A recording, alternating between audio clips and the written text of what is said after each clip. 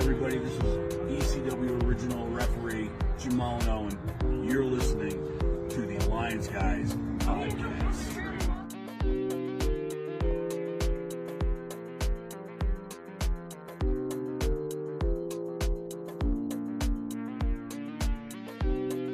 This is David Goldie, the World Wrestling Grand Prix champion, and you're listening to the Alliance Guys podcast.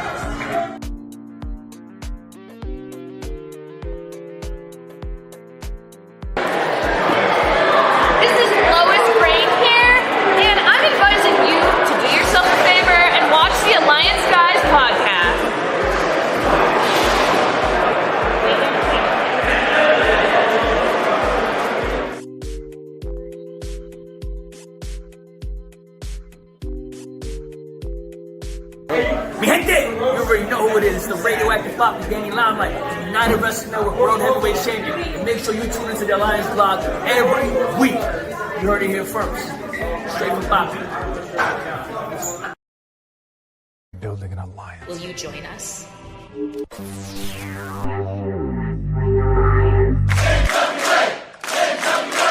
It's showtime. Good evening, ladies and gentlemen. We are tonight's entertainment. You're not here, you missing out, because this show... Ladies and gentlemen. Welcome! All right, listen up. And now, the moment you've all been waiting for. It's time for the Alliance Guys podcast. It is time for the Alliance Guys podcast. My name is J-Cal. His name is DKM. We are the Alliance Guys, and this is the Alliance Guys podcast, a presentation of Alliance-Wrestling.com, your number one source for news and information for the National Wrestling Alliance and the United Wrestling Network and Dangerous Adrenaline Wrestling Gladiators and the IHWE. We're here to talk some wrestling. Iconic heroes of wrestling excellence. Booyaka! What do you know? You got it right. And I don't even have it written down, I swear. I don't even have it written down, I swear. Yeah. Have it tattooed on. No, just kidding. But we are here. We are live in studio, and we're patiently awaiting our good friend Jaden, who should be joining us momentarily. Now, I'm going to say something really controversial. Uh-oh. I'm going to say something that might get me some heat. Uh-oh. This week's Power was pretty good. Yeah, it wasn't too bad. I have been spending the last few months talking about some things that I did not like about what Power has become, what Power has been doing. But then again, you also watch an AEW show, so I do want to. This week I watched Power. I watched a lot of Monday Night Raw. It was an older episode of AEW. It's on Max, and I just threw it on, right? And I was trying to watch it, and I guess it was from I think it was last week's. Was it? I don't know. I thought it felt older. It felt like they kept talking about stuff from a long time ago. So, let me say that differently. I think it was from this year. I think it was from this month. I just think it was maybe like week 1 or week 2 instead of week 3. Are you eating Kit Kats? No, I'm eating dark chocolate. Oh, okay. Not surprised. I'm not surprised. I don't particularly care for dark chocolate. Well, as I always say, you have the right to be wrong. Can we both agree that semi-sweet chocolate is a waste of time? Sure. All right. Those not that we're going to break into the Costco guys thing, but those double chunk chocolate cookies, they suck because it's semi-sweet chocolate. Why can't we just get some milk chocolate? Why does it have to be partially sweetened? Give me all the sweet. I want $1 billion. And Noob says, so check it out. We're using the new graphic here. And what I love about it is it kind of shows the profile picture for them and their name and their comment. I think it's pretty cool looking. And Noob says, hey, J-Cal DCam, for the second time in a row, Jaden is not there. Actually, last week, Jaden was here and DCam was not because he was on an assignment. How'd your assignment go? Well, okay. Will there be another assignment? Possibly here in the next week or so. So, but not on a Thursday night. Even better.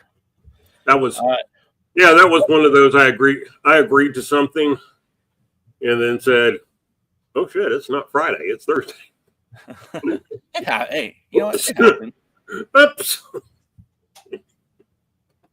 So yeah, Jaden will be here sooner or later, probably. Yeah, no, I've been in contact with Jaden. Jaden's on his way. He's just getting something in his tum before he gets on the run and does a shun. What is that? Oh, so your background like kind of covered half that mug up. So at first I was like, what is that? So yeah, one day I'll get a green screen behind me, but today ain't that day. So like I used to have a green screen and I didn't care for it. I didn't like the way it looked. I kind of prefer the cluttered background. I know it might be a little annoying to some, but I think it looks kind of neat and it's kind of indicative of the environment that I'm in. Matthew Underwood says dark chocolate is greater than the rest. Not wrong. I would turn my desk so that it was just a wall back here. Yeah. But I wouldn't be able to get to my bed. So without having to like crawl up from the foot. So I'm too old for that shit. I just need to come sit down. Hey, I hear you, man. I'm not advocating for you to do anything differently. I just I use this for multifaceted. This is my workspace when I'm at home. It's also my my podcasting studio, live stream studio. I do my TikToks in here. I do my so it's no, that's at your house, right? Yeah. Now, just because I'm nosy, I honestly don't know any of this. Now, is this like a room or an office room that comes with the house? Are you down in an empty basement? I'm in a closet. You're in a closet. Well, that's a pretty damn big closet. No, it's the master bedroom closet. It's a walk-in closet, and this is where I've done our YouTube show since we started doing camera work. This is where I've done it, and we used to be on the other side, which had less room. And I told my wife, I said, "Hey, what do you think if I put myself in the corner over here, and I can kind of make it look like I have a wall behind me, which I really don't. It's just kind of like a nook." And she's like, "Yeah, okay." You know Michelle, the Alliance babe. She's really she's flexible, and besides, she doesn't want me doing this out in the living room and telling the kids to shut it. Shut it, kids! Got to do a podcast. Yeah. Speaking of walk-in closets, this has absolutely nothing to do with anything in life other than just a basement. So a long time ago, we had these friends that was from a group that we knew from a church.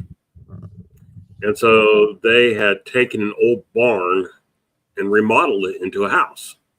Okay, I'm with it so far. And done a lot of the work themselves. And so after it was up, she was like, they had, people over, a housewarming thing, people over to come have, snacks and drinks and tour the house. So, you're going through it going, this was never a barn. Just no way possible. It looked just immaculate with everything they did on the inside and everything they did on the outside. It was just, and then so they're in the master bedroom and she goes, "I want to show you my walk-in closet." So we're all there and go, okay. So she opens the door and it's like, "Hey, yeah, that's a pretty big walk-in closet." She goes, "Go in." And we're like, "I don't know that we can all fit, Oh no. She goes, "Go in. Go in." And so clothes on both sides. On the right, the clothes stop. You turn. And there is a complete utility room. There's an ironing board. There's a storage area, with boxes that have yet to be unpacked. And she goes, I told my husband, she goes, I wanted a walk-in closet that was usable. There may have been a bathroom. I don't remember anything. It was just huge. I mean, you're like going out going, okay, let's measure this. Let's measure the room, the bedroom that it's attached to. I'm not sure which is bigger. So when we were getting, because we bought our house not too long ago, back in 2018, and it's a brand new house. And when they were building it, we have a shower, but I was like, well, how much would it cost to put like a tub in? And they're like, you can't change the floor plan. It is what it is. And I'm like, okay, well, what if I wanted like a jacuzzi inside the house, just being stupid? And they're like, well, you get rid of the walk-in closet. And I'm like, huh. She was like, no, you don't. Floor plan is what it is. But if you want a jacuzzi, that costs we can charge a lot more for that. Yeah. Well, and again, like this is my I'm not going to call it a sanctuary or anything. This is where I work. And then at the although it hasn't come up in a while, I have been setting up my podcasting studio at Buckets for Rent, so that there's also a place in that venue. There are a lot of Dangerous Adrenaline Wrestling Gladiator posters hanging on the wall. Speaking of which, our very own Jaden's in the house. What is up, Jaden? How are you? What's up, dogs? What's up, dogs? What's up, dog? Nothing. What's up with you? Wasabi. Over Metal Matt says barn dominiums are all the rage. Sometimes I have that fantasy of going off grid, right? And buying a piece of property and just building up the barn and having solar panels and all that stuff. And then my wife reminds me that I'm not very handy, and neither one of us wanted, raise ducks, chickens, or anything else. But with the current prices of eggs, it's starting to look more attractive every day. Double D says we're redoing our entire bathroom right now. Have a stand-up shower to $8,000. I don't know if that's good or not. I used to think that'd be a good price for a bathroom remodel, but I don't even know anymore. Let me see. I redid our very small bathroom. And funny, it was the smaller bathroom, but it had a big tub and shower in it. Whereas on the master, it has a separate tub and shower. And so the shower is small. It's just straight stand up or whatever. In the other one, it was a bigger walk-in shower.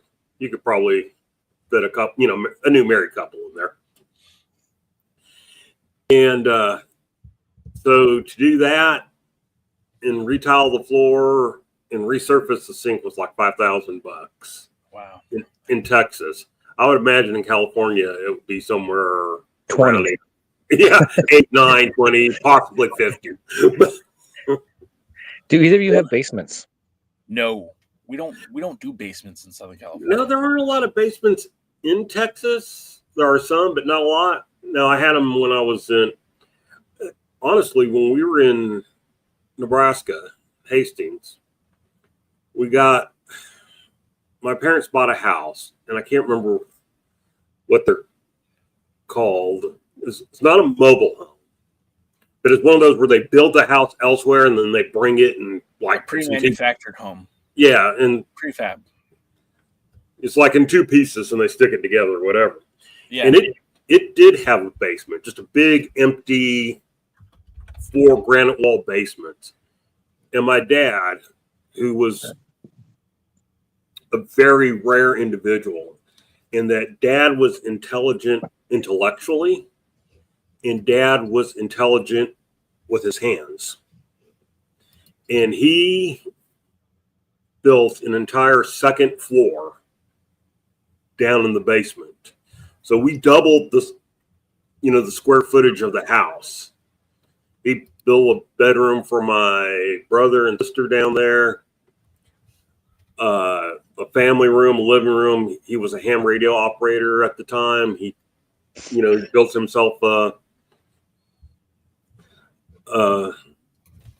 room for his ham radios and all that stuff, and a big area for storage and for the big freezer and all that. And so, yeah, we had a 2-story house, but the second story was down, not up. It's funny that you mentioned ham radios, and just when you said that, the thought occurred to me: is podcasting like the modern day version of a ham radio? It is considered that, yes.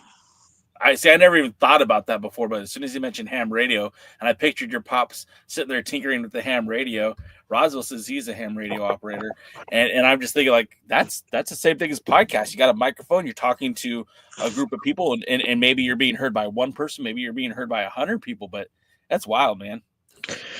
I used to be a ham radio operator, but I let my license lapse after when my dad got sick, and he stopped using them.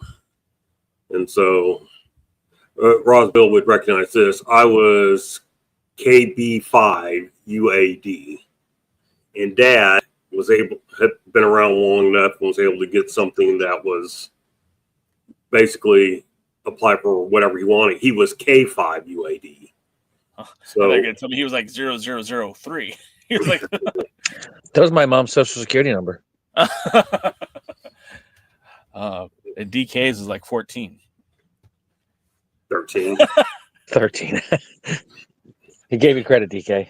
I'm not going to have a lucky number like 14. You should know that. Roswell said he got his in 2020. That's cool, man. I know it still exists. I've never really gotten into that or done anything with that, but that's a very interesting hobby to have. And do you call yourself a ham radio enthusiast? Is it insulting to call it a hobby? We normally call ourselves just operators. You're a ham radio operator. Okay. I thought actually my dentist who retired during COVID. That's how he and my dad met when Dad was driving by and he was putting an antenna up.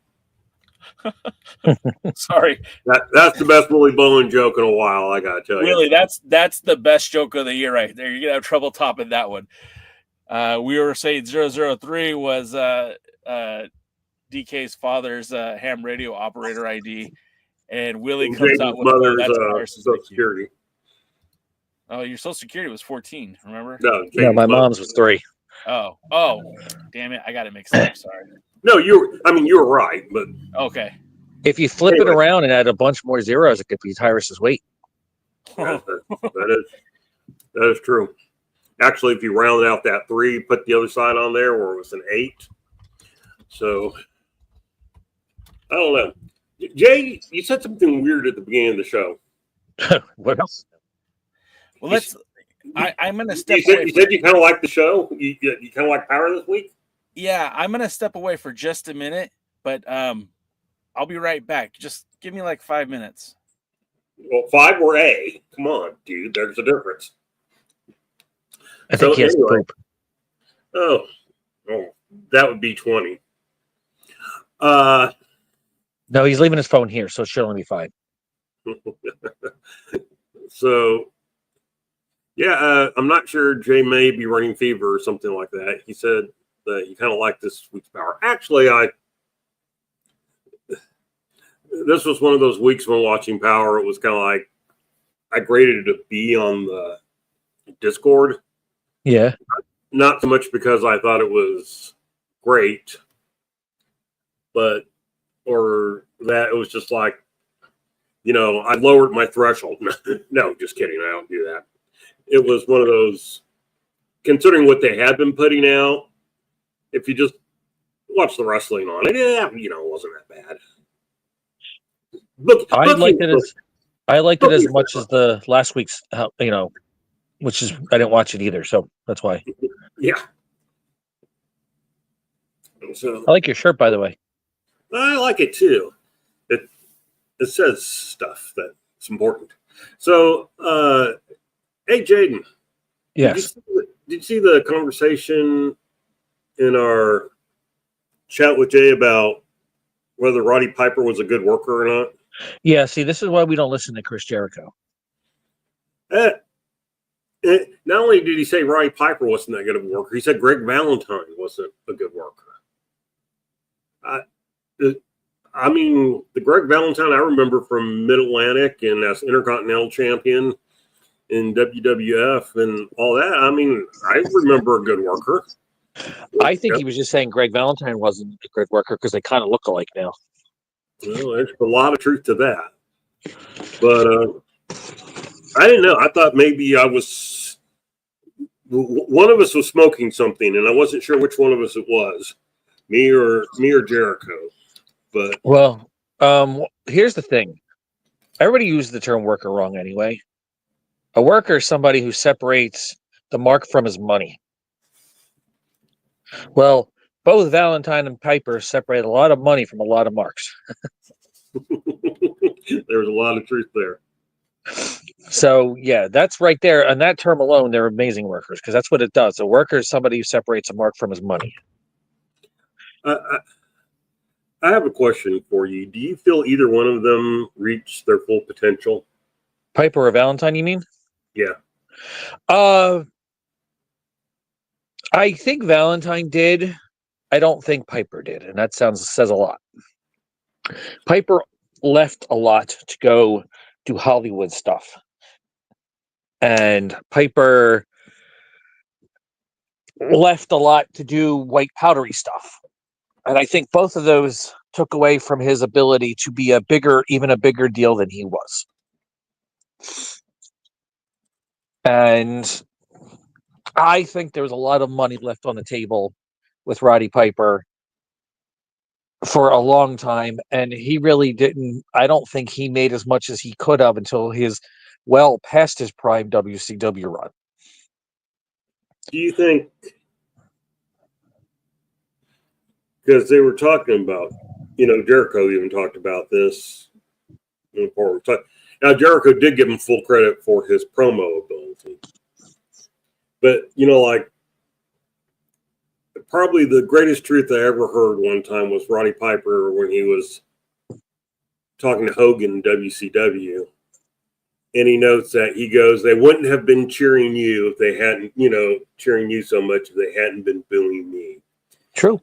And there's a lot of Piper never really got the credit. It's like Hogan and Mr. T and Mr. Wonderful Paul Orndorff, and then Roddy Piper was in WrestleMania 1. And it's like,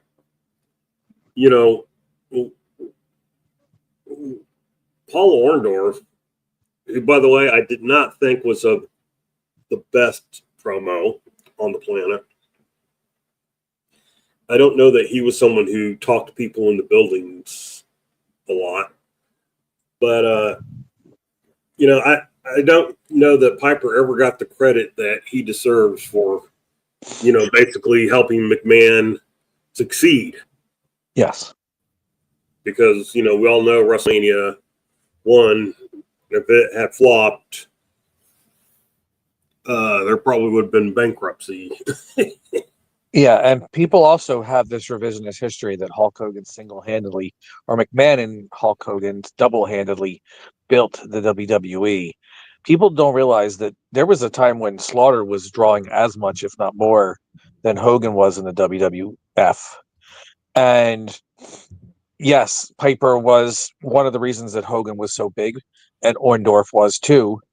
But also, people forget that Snuka was also incredibly popular at the time, and the Junkyard Dog, who was not one of my favorites, was incredibly popular at the time.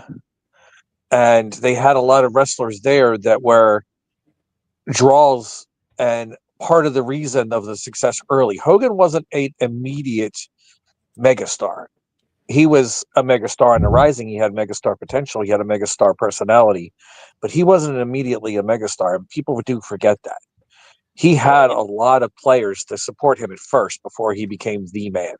He wasn't even he wasn't even Vince's first choice, right? Wasn't Vince going after one of the Von Erich boys?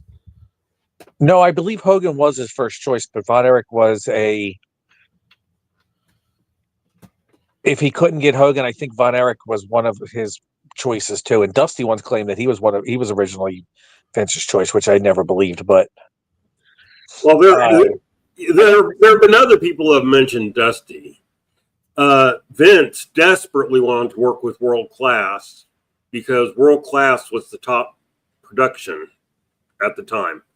People don't realize it. They go back and they look at the show and they go, well, what's so special about that?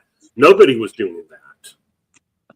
Nobody had that style of production. Nobody had cameramen up on the ring apron in the, in the bigger cameras and the high quality thing and this arena feel and everything. So Vince desperately wanted to work with Jack Atkinson, better known as Fritz von Erich, and he thought he could carry the push that Fritz wanted, but Fritz was still an NWA member. Fritz, like many of the NWA members at that time, they were older, they had their money, and they were happy with their territory. That's the way the world worked to them. Because, David Manning, who was the ref, the frizzy hair and mustache, said one time that after they were syndicated and they were being seen all over the places, that they were starting to get, local promoters all throughout the Southwest that wanted them to come out and run shows. And they basically were telling Fritz, like, this was around 84, so 84, 85. And they're telling Fritz, we need to like go for it and, get a second camera crew and, start going out and doing this. And Fritz was just like, this is good enough for me. So, well, I mean, they didn't have the young man's vision that Vince had. I think that's still and I didn't hear all of it. Sorry, I had to step away. I still think that the debate about whether Hot Rod was a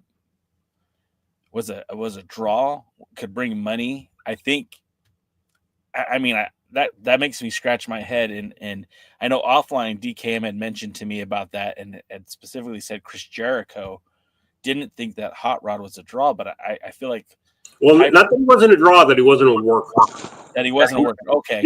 He gave him props for his promo abilities, but he didn't think he was that good in the ring. He didn't think him or Greg Valentine, or that Uncle Greg. Yes, he was talking about your Uncle Greg. That son of a bitch. Well, what you have to understand is, if you go back and listen to the thing, he was apparently supposed to wrestle Mickey Rourke at one of the WrestleManias or something. That fell through, and so Vince decided that he wanted Jericho to kind of do the legend killer. This is my phrase. I don't remember what it was. And that is correct. And kind of wanted to do this legend killer type vibe. And so he was like supposed to wrestle 3 stars. And originally it was going to be like Greg Valentine, Roddy Piper, and Snuka. And he's like, none of these guys were great workers. He goes, well, maybe Snuka in his prime, but they're all old, now and stuff like that. And so he certainly didn't want Greg Valentine, so he got Greg Valentine replaced by Ricky Steamboat. He's like, well, now we can do something. Well, I think I would agree that in their advanced ages, of course, they're not going to be good workers. I mean, look, Honky Tonk Man. He made it sound. I mean, you need to go listen to it. But he kind of made it sound like they were never really that good at work. That good at work. Like Honky Tonk Man is still taking dates, working, and he never takes a bump in the match. So I mean, as far as that goes, like I'm willing to listen to the discussion that okay, at an older age, maybe they weren't the best of workers. But I mean, go back and watch Roddy Piper versus Greg the Hammer Valentine. I think it was at Starrcade '83. Jaden, back me up on that one. I think it was Starrcade '84, wasn't it? Okay, maybe it was '84. That was a hell of a match, and it was bloody, and it was the dog collar match, and it was, and I get it. It was a dog collar match. It wasn't a professional wrestling match that we look at it, but I would never call Piper a bad worker, and I would never call Greg the Hammer Valentine. let's forget the fact that he's my uncle. He's not really my uncle. Let's forget the fact that he's my uncle. Greg the Hammer Valentine was one of those guys who I felt like always had a good match. I don't remember watching Greg Valentine have bad matches. And so that's puzzling to me. And I don't get where Jericho gets off. And then DK said it was 83. Piper went to the WWE shortly after that. And Retro also said it's 83 dog collar match. So, okay. I was right for once. Yeah. Yay. Yeah, it happens. Hey, it happens. But it baffles my mind. And I want to hear your take, Jaden. I'm sure you already gave it, but surmise it and give me the Cliff Notes edition. Well, I said, first of all, the term worker means separating a mark from a money, and those guys were really good at separating marks from the money. And the thing is, I think Galentine. I love Kalentine, that so actually, but what's that? Kalentine, right? Yeah, it's pronounced Kaylee, but the vernacular here on the social media is J Cal, not JK. So yeah. But the thing is, Valentine didn't do a lot of high spots. And a lot of wrestlers and a lot of fans think that's what makes a good match, is a bunch of high spots. A match should be realistic. A match should draw money. A match needs to elicit emotion. Yeah. And a match needs to make you feel like it's an actual competitive encounter. You know, you might not have believed wrestling is real, but a lot of people believe Greg Valentine is real, and his father especially, because he hit hard. I absolutely, to this day, could watch Greg Valentine versus Ronnie Garvin. That was in WWE, right? I remember those matches. Yeah. Where Greg was working the figure 4 leg lock and Garvin was working like the Scorpion Deathlock, and yet they both had the shin protectors, and that would make the move more devastating. Yes. Yeah, I don't get where Jericho gets off, but then again, I feel like Chris Jericho has become very myopic in his old age, and I feel like he is kind of becoming the grumpy old guy in the room. Stealing DK's gimmick. Yeah, well, and I'll say this, man. Jericho, ECW Jericho, the Jericho in WCW when he was the Lion Tamer, and then the conspiracy theorist and the man of 1,004 holds. Like, I dug Jericho back in the day. I thought he was phenomenal. And when he became the undisputed unified world champion, I felt that was much deserving. But I'm not a fan of Chris Jericho today. I don't go out of my way to watch his in-ring work. When the last time I saw him, I was kind of disappointed.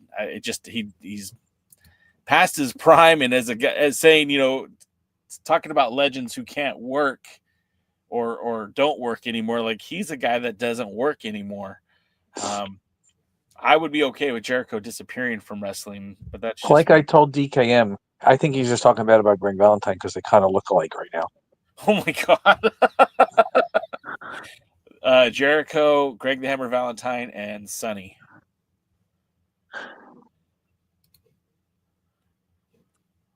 All right, I want to dispute. You're going to pop for that? Nothing? Nothing. I'm going to dispute something Luthez said. He goes, the Hammer carried Kerry Von Erich through a good feud here in St. Louis in '83. I don't know why this is so popular. Kerry was not a bad wrestler. None of the Von Erichs were bad wrestlers. Mike. Well, he's kind of on the effie. None of them were bad. They didn't need to be carried. It's very, now that they're gone, everybody's going, there's this thing where people like to go back and, the drugs they use. And so, yeah, everybody in the locker room was using them the same amount, the same way. Kerry wants to have to be found in his car. Yeah, I mean, that's a true thing. Ric Flair often had to be picked up off the locker room floor and thrust out the door to go make a match because he was so hungover. I mean, Kerry was a good worker. He had the ability to go in. He wasn't the best promo, but he wasn't as bad as Kevin. And he was very, very genuine, which is why a lot of his promos, worked. Anyway, I just always have to bring that up. But it's very stylish to make it sound like the Von Erichs. They weren't that good. You know, they just kind of lucked into that feud with the Freebirds. Well, I mean, anybody who gets into a feud kind of lucks into it, but you don't want to catch his fire. But yeah, they weren't bad workers. They weren't bad people. They didn't need to be carried. And they weren't doing any more drugs than anybody else out there. You know, Ricky Morton talks about, you know, everyone in WCW snorting coke, or the NWA back in his thing. And so, yeah, just, you know, it's easy to go after people that, well, of course, that's from Greg himself. Again, everybody says it. Just like you can go on there and I can give you 9 different people who will tell you the same Kerry Von Erich story about him tying his shoe to a chair because he was so messed up. The problem is it happens in 9 different places. And some of these wrestlers weren't there. Oh, it happened in Puerto Rico. It happened in St. Louis. It happened in Houston. It happened in Atlanta. It happened here. It happened there. It happened everywhere. I mean, you know, Chris Jericho just said from his own mouth, Greg wasn't a good worker. Wrestlers tell stories, and one of the things they do, you can't, and they're not always interested in the truth. I mean, look at Ric Flair. Ric Flair these days, he couldn't tell the truth if his life depended on it. He's like Hogan. Almost everything that comes out of his mouth is wrong. He was insisting that Kerry Von Erich was supposed to hold the world title for a long time, and they switched it because he was missing dates. No, he never missed a single date as champion. It was always planned for Ric Flair to regain the title in Japan. And it was done as a favor to Fritz for it not to be on U.S. television. That's it. That's why. And it was always the plan. Yeah, what exactly dates would he have missed? He went to Florida like he was supposed to. And he went to Hawaii like he was supposed to. And he went to Japan like he was supposed to. He only held it, 2 weeks? He never missed one. And, you know, they talk, you know, that one time when he was missing, that was that famous where they had to make the excuse that he had the flu on 104-degree temperature or whatever. And it wasn't a good night. And, you know, Ric Flair threw the belt at Ken Mantell and said, you can work with him the rest of the week. He goes, but no one ever tells us that Flair and Kerry worked other dates in Texas all week long without an issue. You know, everybody has this, you know, everybody, well, and Greg's take is he's going to make himself the better wrestler. He's going to make himself the better person. That's just the way it goes. But yeah, that's one of those things that it just eats on me because it's you're not doing anything good by saying, well, I got to carry somebody through a wrestling thing. Trust me, it's not Harley Race with Goulas' son. That's something that's something somebody can brag about. Kerry, no, that's bull. And I've seen those matches, or some of them. Well, it's also in vogue to say something when the person can't defend themselves. Like, yeah, that's easy. Yeah, okay.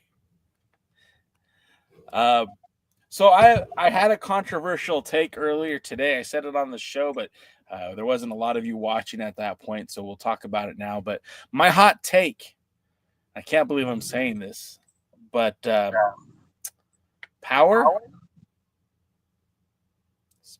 it was pretty good. And that was all right. Let's consider how bad it's been. No, I mean, on Discord, I was telling him I gave it a B.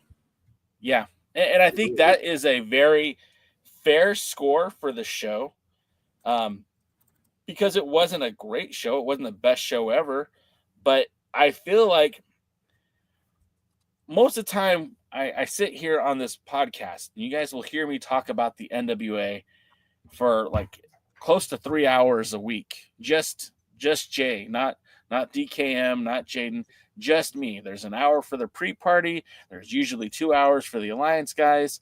The other Alliance guys aren't really talking so much about the modern NWA, but there is a lot of discussion on this channel about power. And some of the gripes that I have had and continue to have with that brand, this week, some of them were answered, DK. We had some, on the pre-party, I was very dismissive about how they were debuting Baba Thunder. I felt like he deserved a maybe some vignettes that would bring him in, something that the NWA has kind of went away from.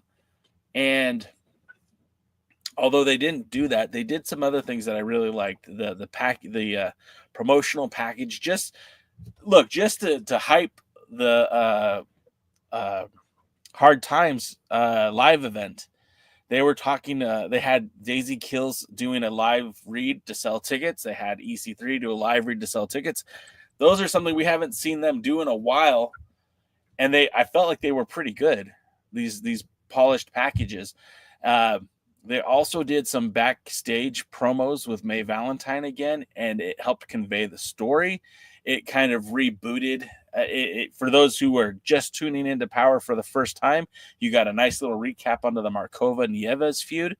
You got a nice little backstage glimpse at EC3 and his thoughts on on his match with Tom Latimer that's coming up.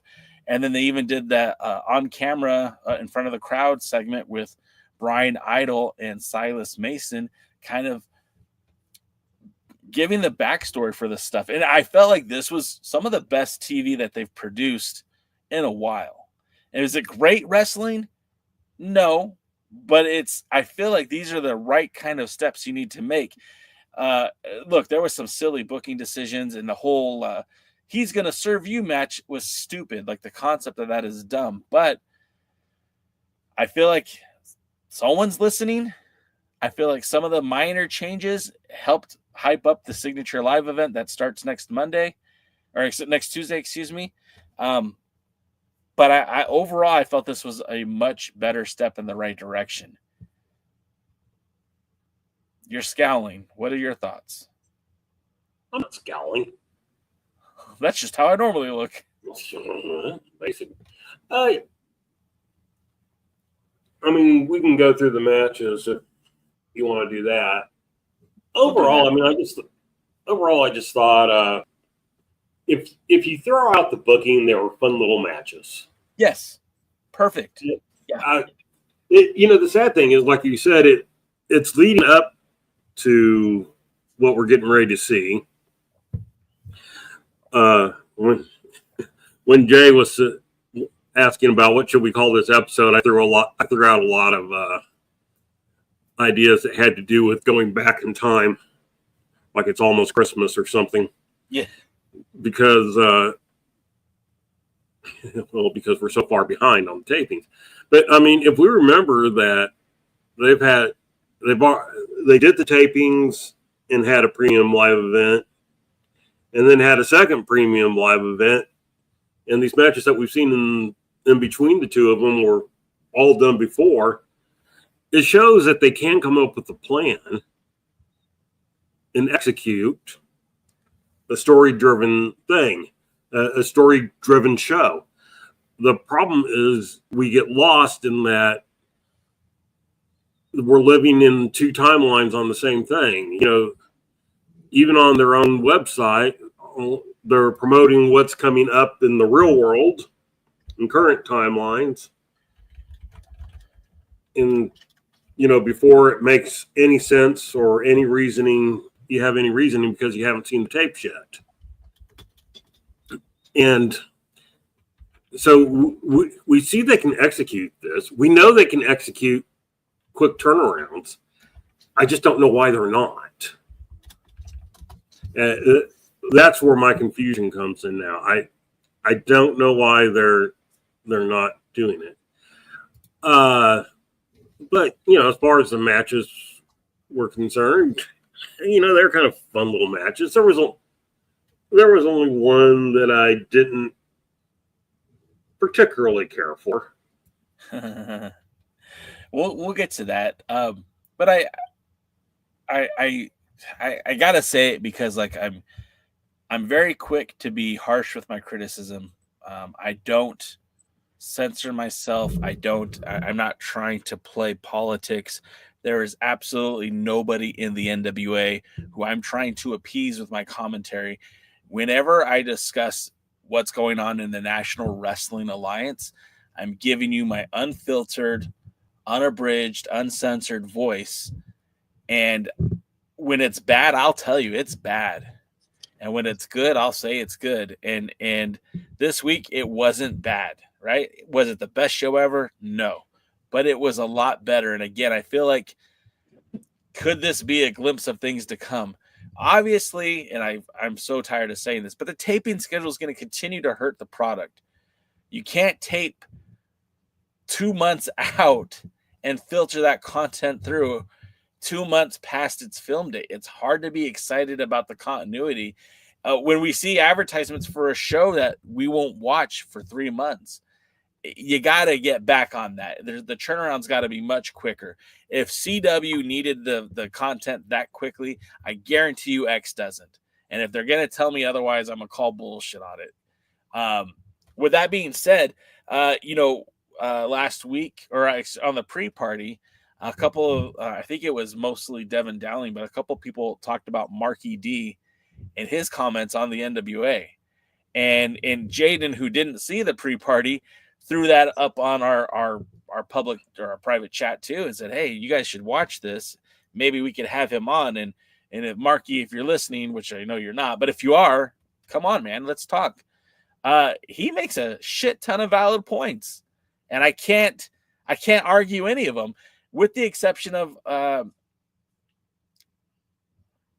don't care if there's too many bald guys in the NWA. That's not a problem for me.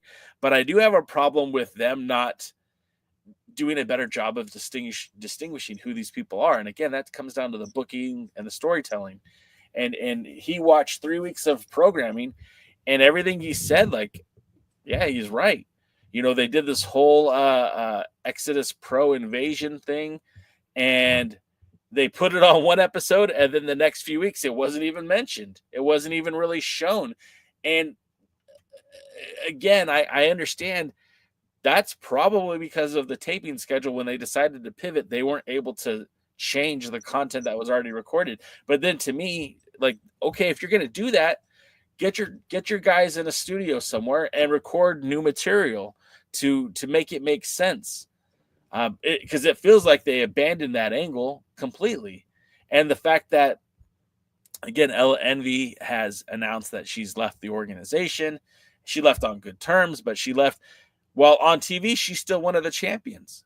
And we have not seen Ella Envy, with the tag titles in a couple of weeks. So again, it's just, it's kind of ironic that they gave her flowers and then she announced that she was leaving the promotion. So the scheduling is bonkers. I can't believe that a company in this day and age is trying to get away with having 3 months of film in the can.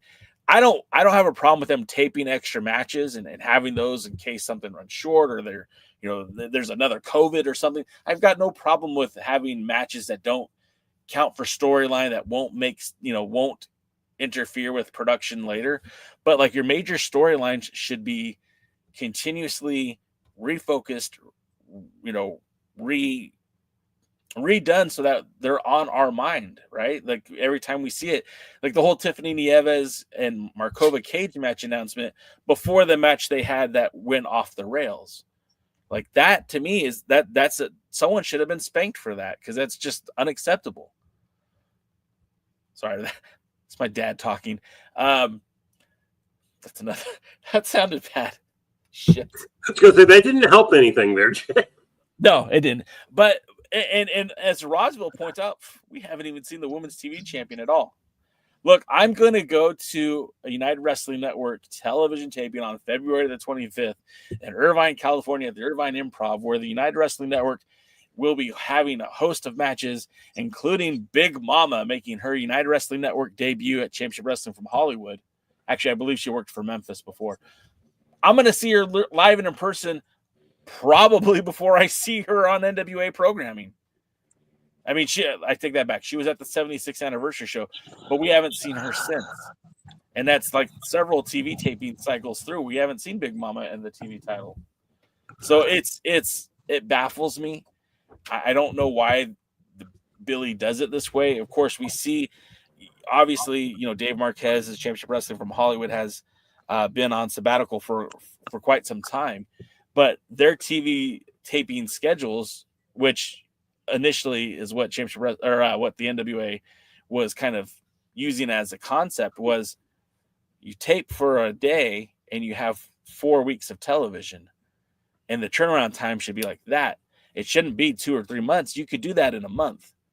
And what's really head scratching is when NWA Power debuted, when the first episode was taped on September 30th, I believe it was October 8th when the first episode aired. So like just about a week that they were able to get something put together. And to me, like, I don't think there's a good excuse for it not to be like that. Jaden, I mean, am I crazy when I say that? No, I've known 2 people that record on Sunday and have the product out on Tuesday. It can very well happen. If you have a good editor, people edit live while the event's going on, and they're making package videos and stuff while the live event is going on. Now, real quick, before I go into further points, if you have to spank anybody, you should spank Ella Envy. She does a lot herself, I've noticed. But yeah, all of a sudden. The product itself, this is bad. Like the whole television production, the way they do things. And the problem is, it would be okay if they were able and had the forethought and everything else to plan it out so at least it makes sense, but they don't even do that well. If they're going to do it this well, they need to have somebody with a pen and a notebook writing down things. I mean, look, I've never written for television. I have creative ideas, but I've never written anything longer than a short story, right? But I feel like I could do a better job of scripting a couple of weeks of television for the NWA than what the NWA has been able to do. And that shouldn't be the case. And again, I know I'm kind of going off what I was saying earlier. Like, look, this week's episode was a much improved show, and I feel like this is the direction that they should continue to move forward with. And I do have a few gripes here and there, but overall, even with the booking included, like, it wasn't a bad show. I give it DCAM gave it a B, which I think is a huge step up from where it was just a week ago. And again, with Marky D's comments, like, nothing he said was wrong, Jaden. Nothing he said I disagreed with. I just feel like, again, they need to be, at this point, if they continue in this direction, then it's just a matter of getting a better taping schedule. Yeah, and consistency and proper planning, formatting. There's a lot of issues that can be repaired. Okay, and we have to at least give them the benefit of the doubt. And I'm not saying that they get it all the time, but like, it feels like that maybe some of the criticisms are being heard, and at least I feel like they're trying to pivot a little bit better. So maybe they're not. Maybe I'm wrong. But if the NWA continues to move forward with this, I feel like a better job of telling the story. Like, if the booking is dumb, it doesn't matter how much storytelling you give it, it's dumb. But if you have like the Markova and Nieves angle, I feel like the only thing that has hurt that is the timing. We're talking about this started at 76, but wasn't consistent. And they were on Twitter going back and forth, talking about the cage match and everything else. But we didn't get there until 5 months later. That's what's hurting it. It's this part-time wrestling mentality when the NWA wants to be a full-time wrestling promotion, it's got to start acting like a full-time wrestling promotion. It's got to have a taping schedule that, again, Championship Wrestling from Hollywood. Keep in mind, Billy, not Corgan, but Billy the director, not Billy Corgan. I can't think of his last name right now. He used to be the director for Championship Wrestling from Hollywood. He knows how to film the shows. He knows how to edit the shows. He knows how to get that show turnaround in a month. There's no reason that it needs to take this long to turn these shows around. I think the only reason they are doing it is because they have so much in the can, and they want to get some recording stuff out there to keep the talent happy. So they just keep recording to give the talent work. And maybe instead they should record for a secondary show, or how about a premium live event? Start showing them live, and maybe, all right, maybe until things are caught up, maybe they should just be premium live events based on what's currently going out there. And then, when things got more cut up, start doing the TV taping and make the premium live events something worth watching on whatever platform they're going to put it on. Make it like build up to it, 4 weeks of television, build up to a premium live event. And the next day after the premium live event, go back to taping 4 weeks of television. Old format. Just go back to that. I think that is 100% the way to go. And DK, I want to get your take real quick, but Roswell in the chat, and I've echoed this before too. He says, I'm willing to pay $7 for a pay-per-view if you can get the timeline back on track. I mean, heck, I'd even pay $10 for a pay-per-view. If they wanted to just, instead of, Looks at Kill, instead of releasing that as a 4-month television program, to do it one night on YouTube, I feel like a lot of people would be willing to pay for that. And then you could still release the matches individually on YouTube or other social media platforms. But I feel like that's a huge missed opportunity. And I get that it's not going to make a lot of money with the pay-per-views, but I feel like I don't think this is I don't think at this point that the NWA is doing these things for money. I think they're doing it for attention. I think they're trying to still gain those eyeballs that make them a bigger priority for the streaming services. I mean, we've talked about, AEW is finally on Max. That deal finally has come to conclusion, but they're still shopping Ring of Honor for a streaming platform. The WWE is on Netflix, and the rest of the content's available on Peacock. They are on a streaming platform. Billy has not been able to make Power a product that is desirable by the executives on the networks. And the closest thing he got was the deal with CW, which again only lasted 8 months. So if it's about money, that ain't it. It's not going to happen. If it's about getting eyeballs, start putting your product in more places.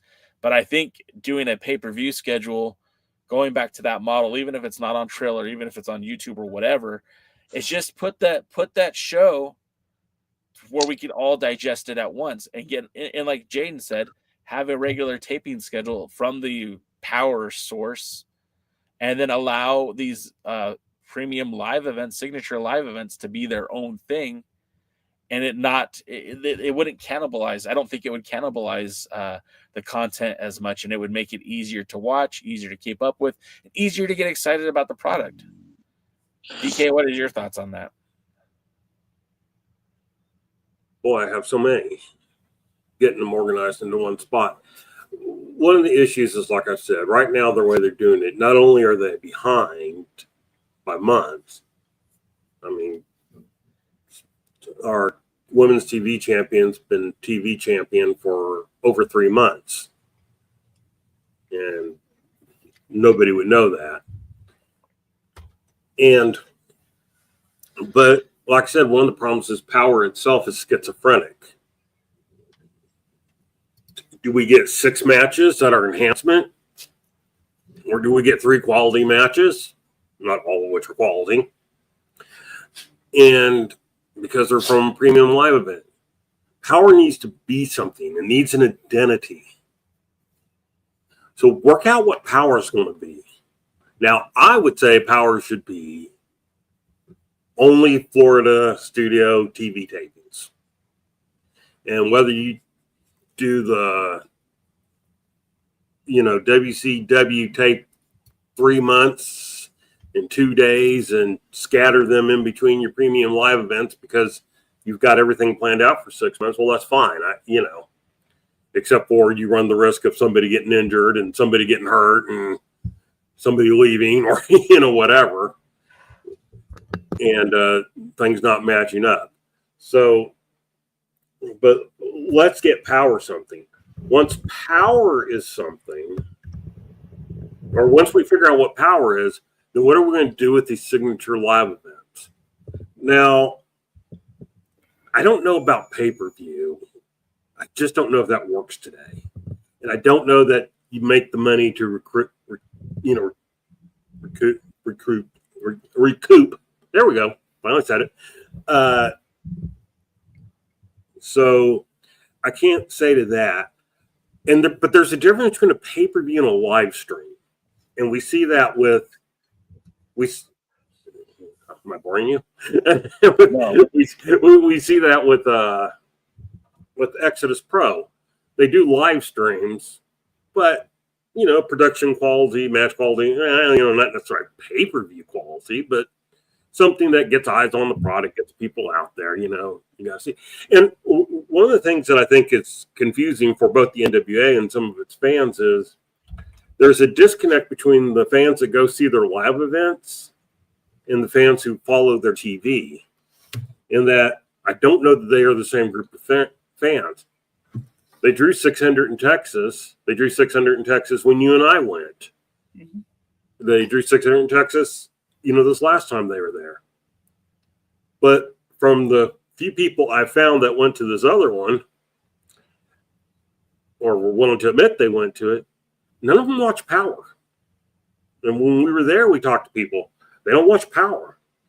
Hey, it's a wrestling event. I want to go see wrestling. Oh, I remember when the NWA. So, let's go and let's go see the wrestling. But they're not necessarily Power watchers. Yeah. So that's why you can draw 600, even though there's no stories that make sense, because nobody cares. The people remember when we went. Well, when I say nobody cares, I mean the people who are buying the ticket to go see the show. They don't necessarily care. It's just somebody coming. They're just going out for the day, night, whatever. What were you saying? When you and I went and saw Crockett Cup, that guy sitting next to me, I mean, he did not follow the product at all, and he had been living in Florida watching NXT. That was his cup of tea. That was what he enjoyed watching. And I asked him, I'm like, well, what brought you here? He's like, well, it's live wrestling. And I'm like, yeah, I get it. I go to a lot of live wrestling shows that aren't connected. I go to the Crash Lucha Libre quite frequently, and I get it. Lucha Libre, it's a different world, but 1 month you've got Mecha Wolf and Bestia Seis as a tag team, and if you don't go to every single show, you don't know that they broke up, that they started their own versions of La Rebellion, and now that the last show I went to, I left early because it was getting late. Your boy went to SmackDown and the Crash, and they reformed La Familia de Tijuana, not La Rebellion, but the La Familia de Tijuana. And they're back together as a stable. But again, it went through a process. And if you weren't watching it, you wouldn't know. But if you don't care and you just go to the live events, then it doesn't have to match. It doesn't have to matter. You're just there for the live wrestling. So I could see the appeal to that. And obviously, I think the fans in Dothan, Alabama, when you've got, I think they had 1,000 people at the last event there. I get it. That makes all the sense in the world. But if you can't have it both ways. You can't be a part-time wrestling promotion and try to be a full-time spot. You can't do TV tapings. If you're going to put those tapings that are 3 months removed, then don't try to push that as a fresh new product. Just say, hey, this is Power and this is what Power is. I think it was who said it? Someone in Roswell said Power is supposed to be the main event. they don't treat Power like it's the main event. They treat Power like it's like the whole phrase, the signature live events. Power is treated like DK said, it's like a little bit WWE main event and a little bit of WWE Sunday Night Heat. It doesn't feel like there's a lot of it doesn't feel like main event. It doesn't feel like must-see TV. And I'm okay with Power being a place to create your stars that you feature on these live events, and they don't have to connect.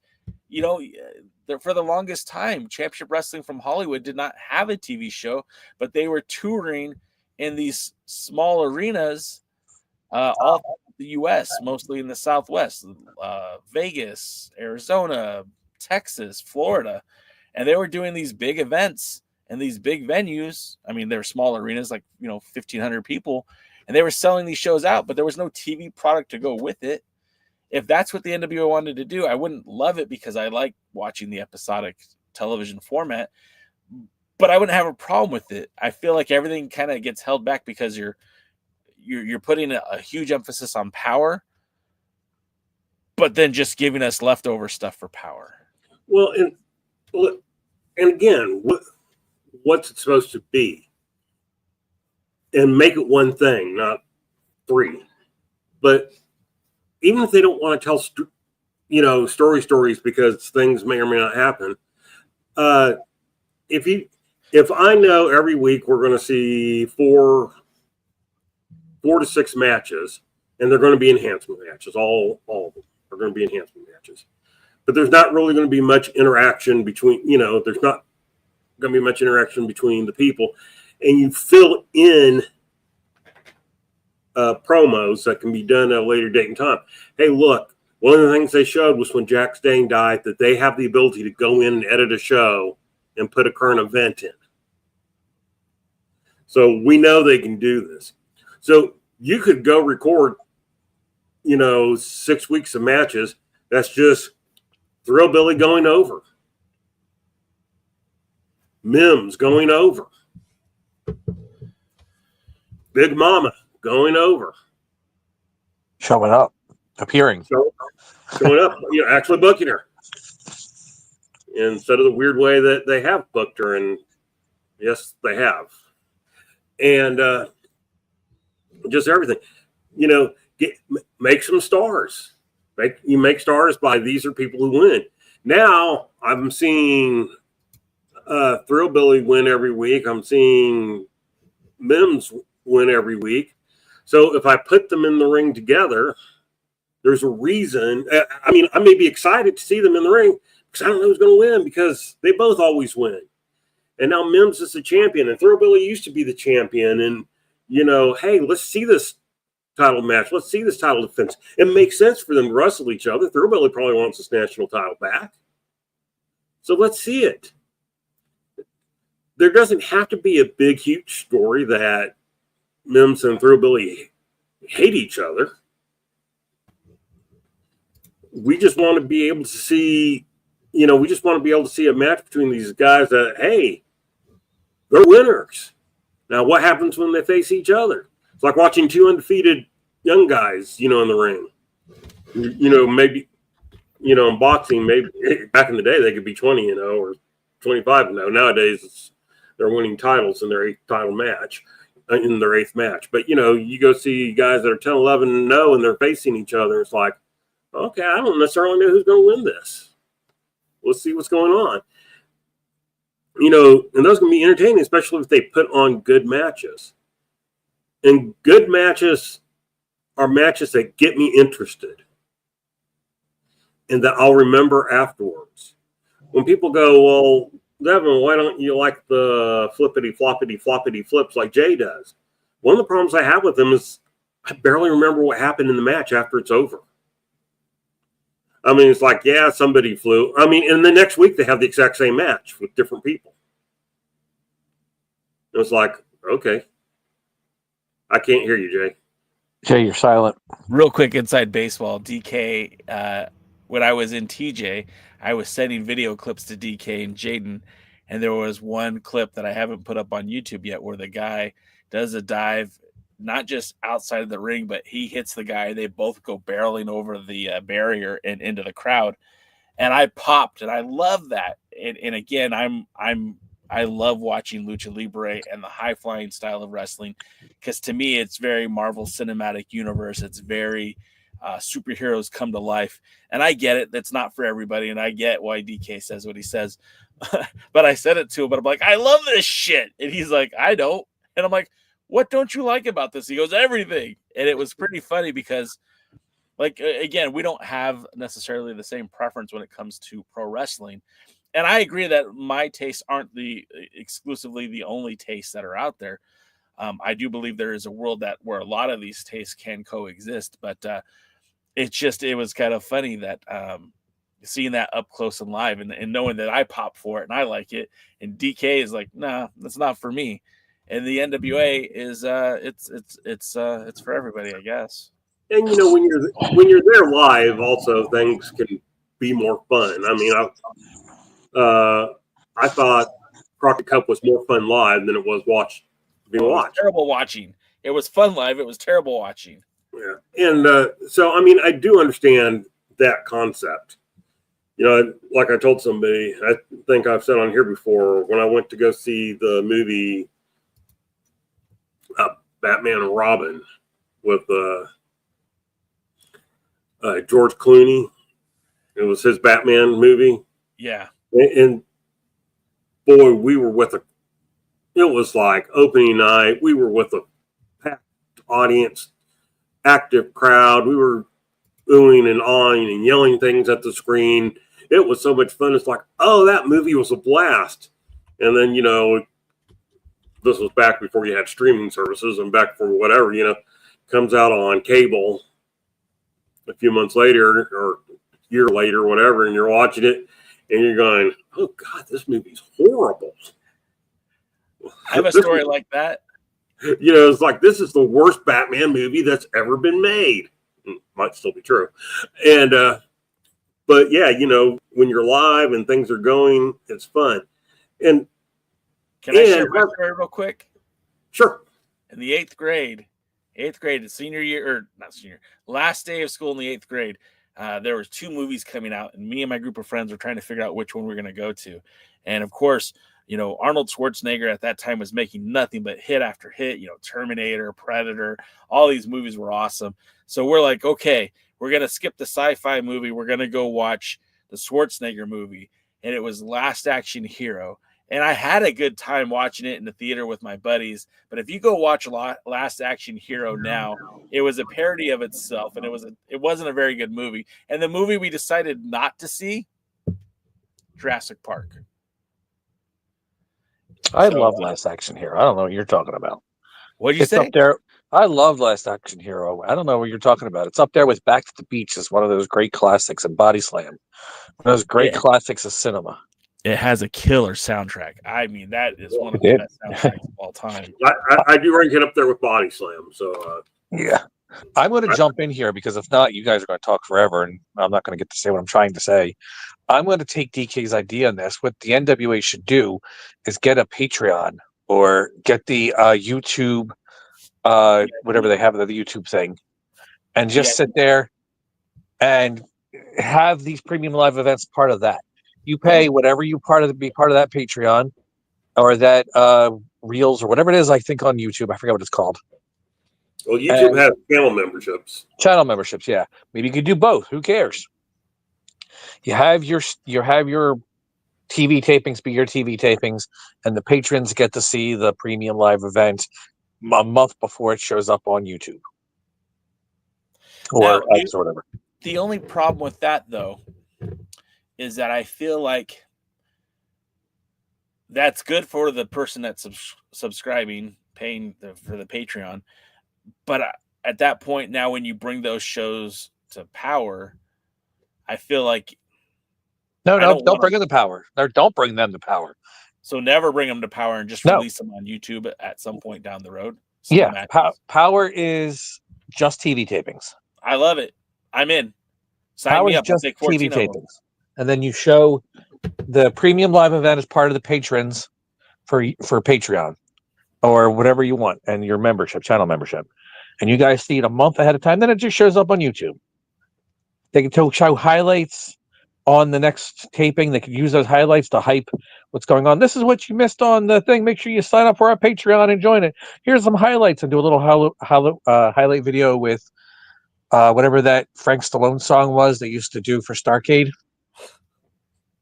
And just, do that. Create a little interest of it. Show some highlights. Show like the beginning of every power. Show something. You remember how back in the day when you watch Worldwide, they'd have something that happened from like a TV taping or something that happened from a live event, and they would always start off the thing before, and you would see like entrances or see something that gets you excited from a happening arena or a hot angle or something like that. That's what they should do. Show that as the beginning, is just to get you going. Then play the song, then go into the announcers, and then start doing the television taping. And then that's taped 4 weeks after.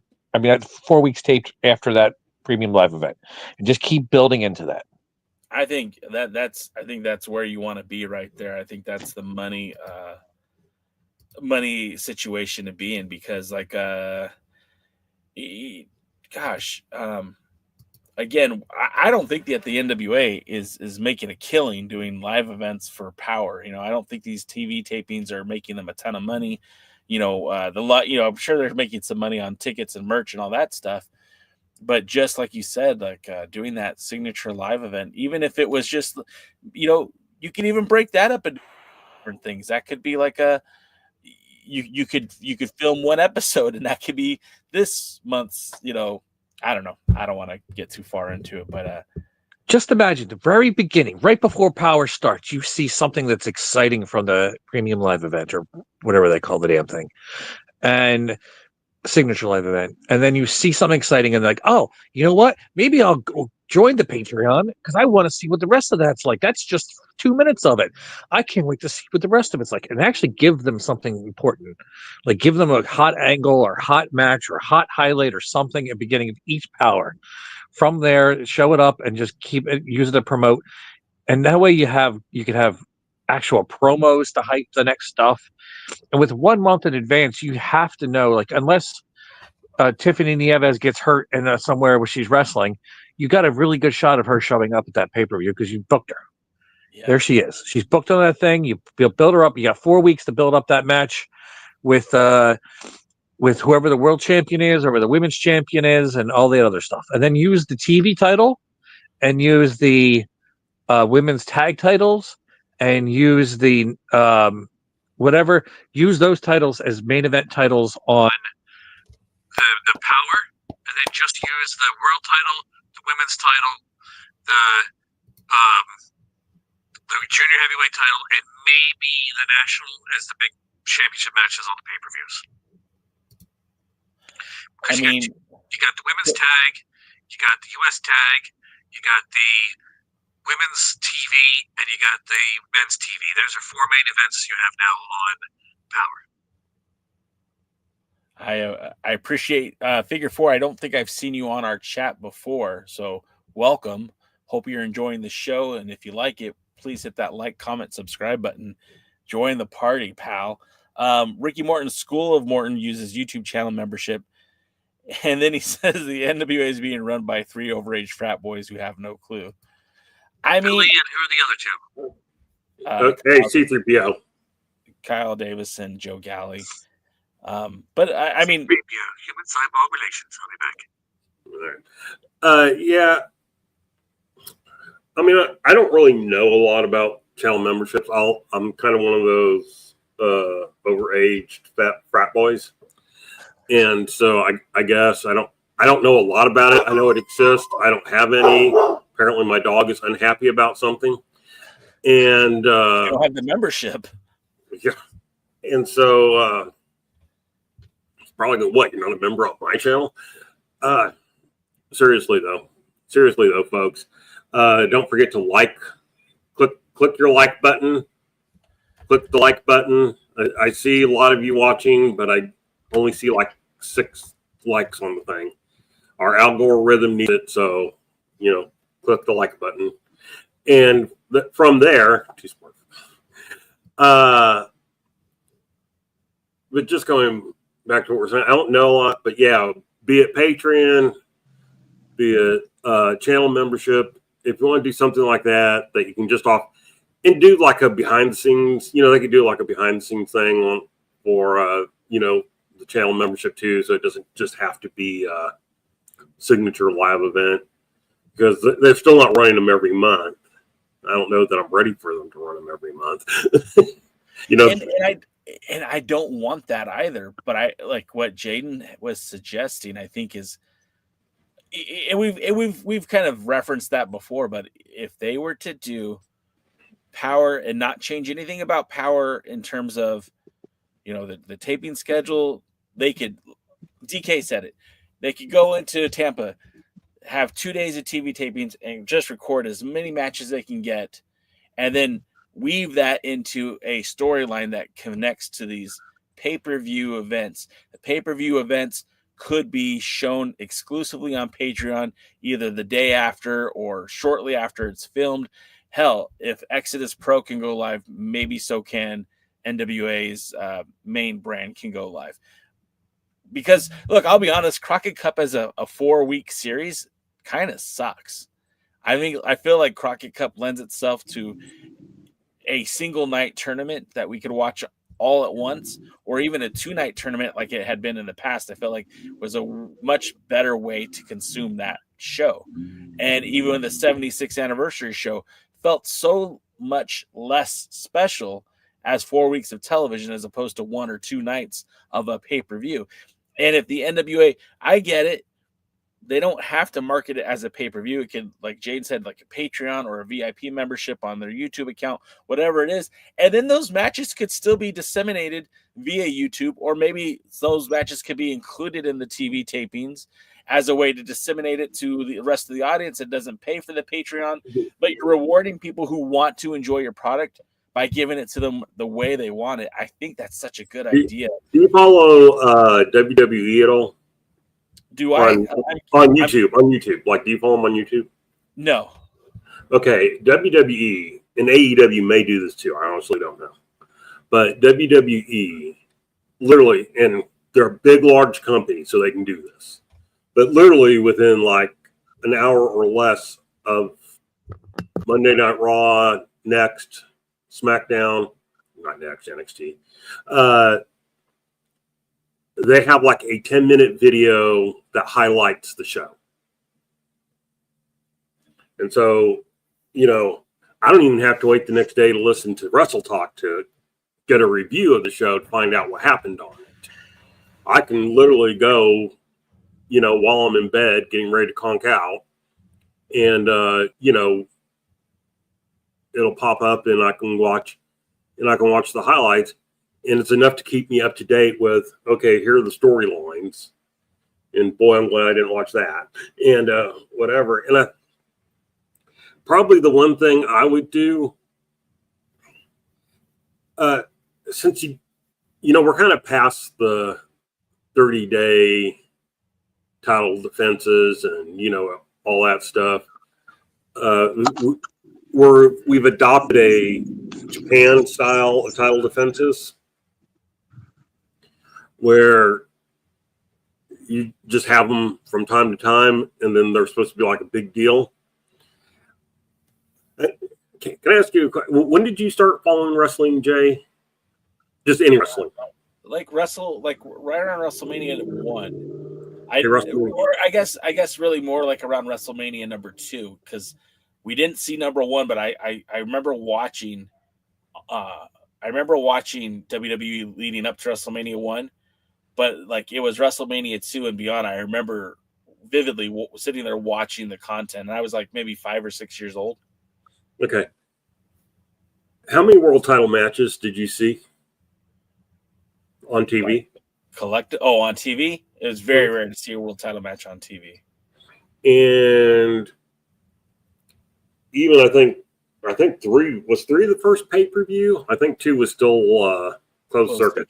No, 2 was pay-per-view. We watched it on pay-per-view. Okay. I know NWA Crockett didn't do pay-per-view until Starrcade 87, I think. And so, I want you to think about the fact that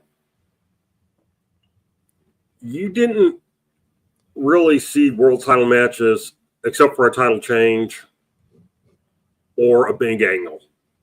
And even then, if it was a big angle at the end of the match, you didn't see the match, you just saw the effects of the end. I mean, I think Ron Garvin versus Ric Flair, where Garvin wins the title, like the first time they dedicated like an entire hour of an episode, to showing a world title match after the event, after it happened, after you knew about the title change. And so if you're going to have fewer title defenses, and if it's not going to be, make them special. Make people have to want to see them. Give me a reason to want to see it, and then give me a reason to want to part from my cash for it.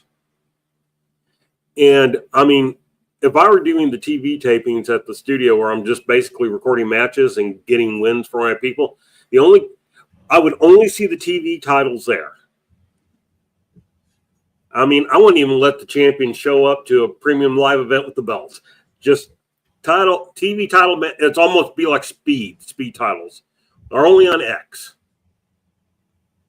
That's why I can't tell you who any of the speed champions are, men or women's, because I don't watch speed on X, but they're exclusive to X.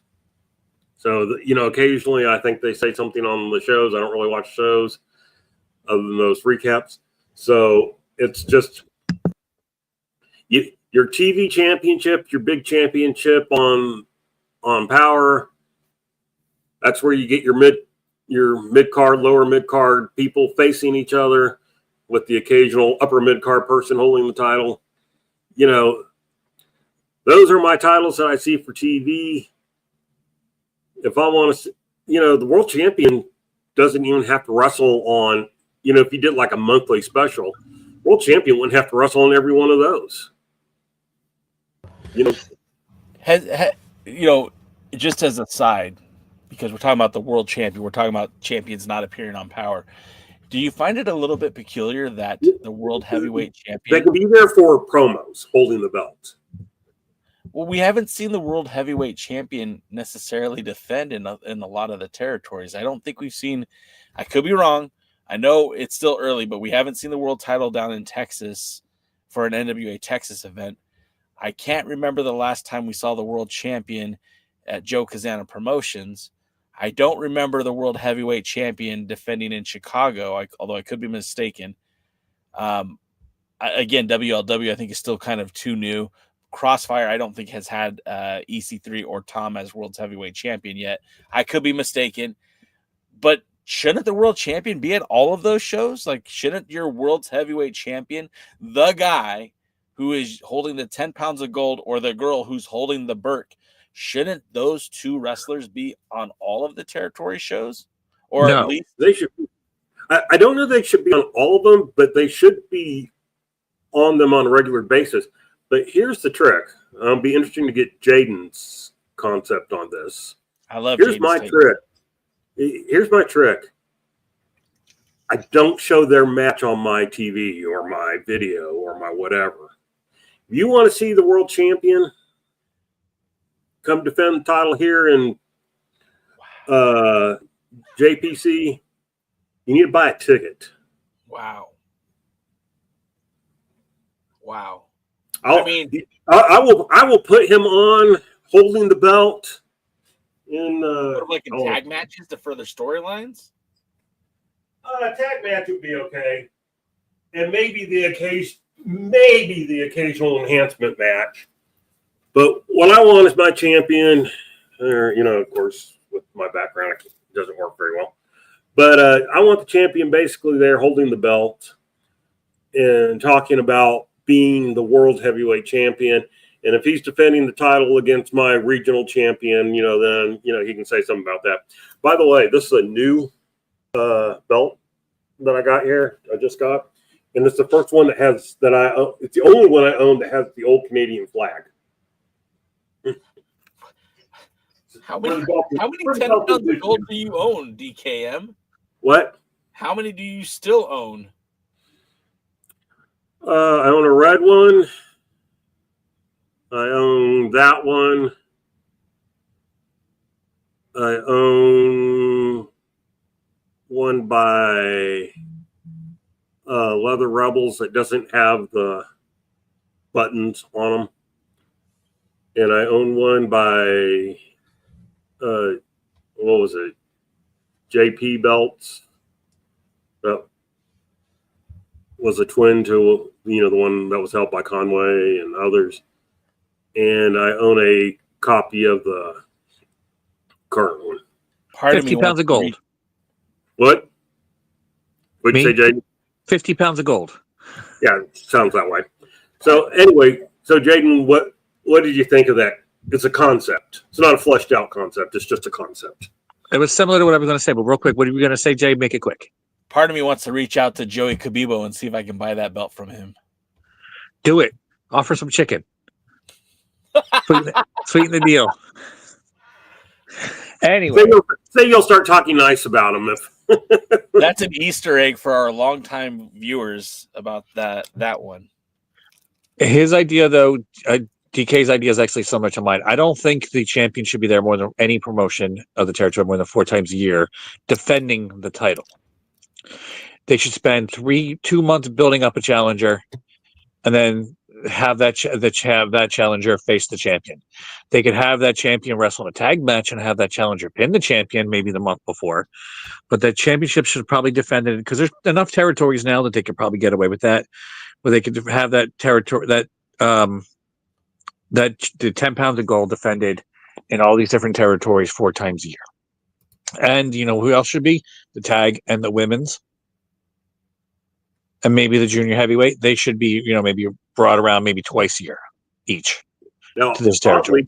Kenzie and Alex Taylor and Alonzo beforehand, Kenzie's been on several of the territory things there in Tennessee, and I think one of the others. And Alex Taylor has defended the title also in some of the areas, so it'll be interesting. It'll be interesting to see how they kind of use them. Again, it's nothing against Alex Taylor. I really fear who they're going to put the title on next after him. I really want the junior heavyweight title to be out there as a world championship and not so much a young guys championship. All right. Well, again, my concept is similar. What is TV really meant for? It's meant to draw money to where the money is drawn. The money the NWA draws is in these premium live events where they sell out really big. They sell out these premium live events with these big crowds. So use TV to build those premium live events. Use this TV to build the world title matches. Have little highlights, little thing with the where they talk about where the champions being defending the championship at this date and stuff like that. Have a little quick snippets go underneath, or a little quick music video where they're talking about the matches coming up from all the different territories and stuff like that. And then I agree with DK, keep them off of TV, because you didn't see Hulk Hogan on TV, and you almost never saw him defend the title on TV, free TV. You had to go see it. And Ric Flair did. But Ric Flair is different than, say, another professional wrestler. Ric Flair was not. Ric Flair you could see Ric Flair on TV and still want to see him live.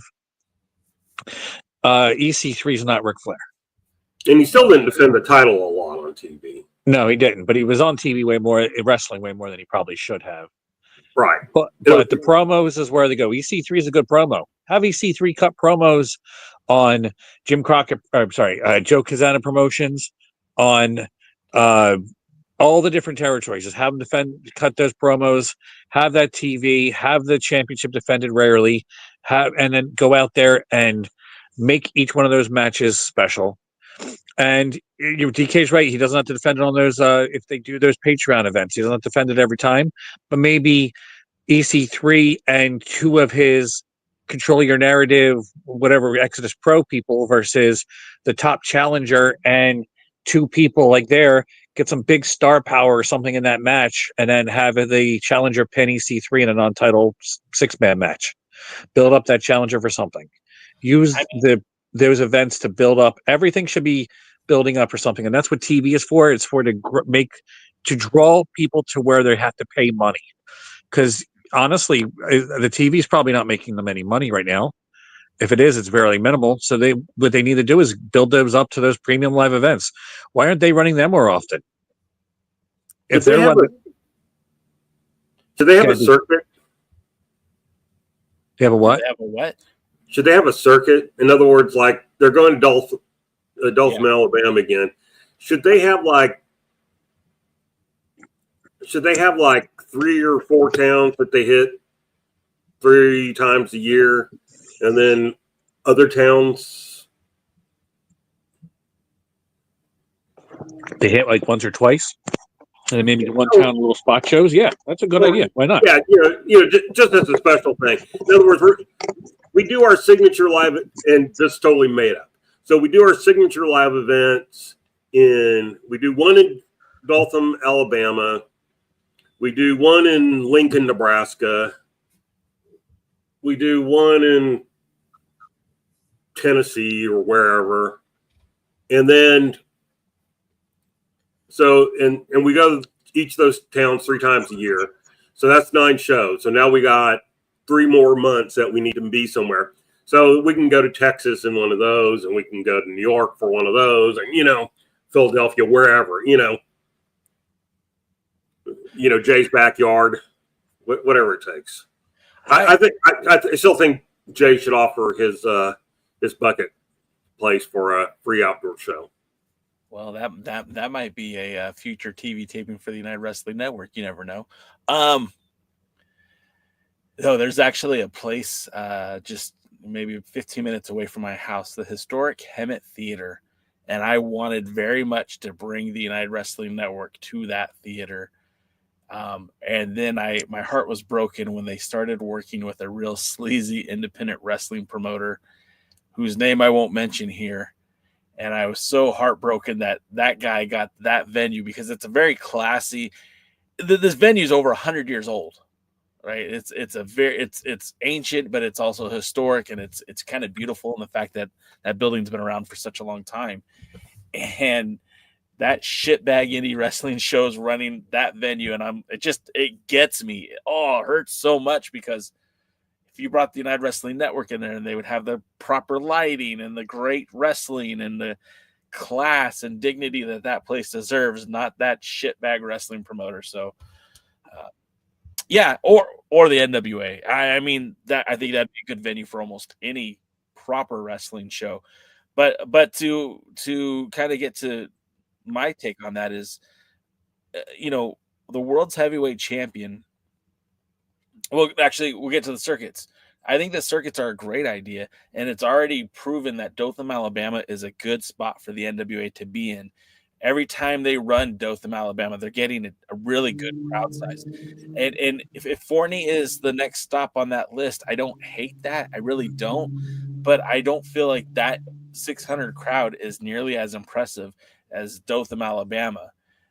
We were at the, I think about where NXT has run and ROH has run and New Japan Strong has run and MLW has run, Center Stage in Atlanta.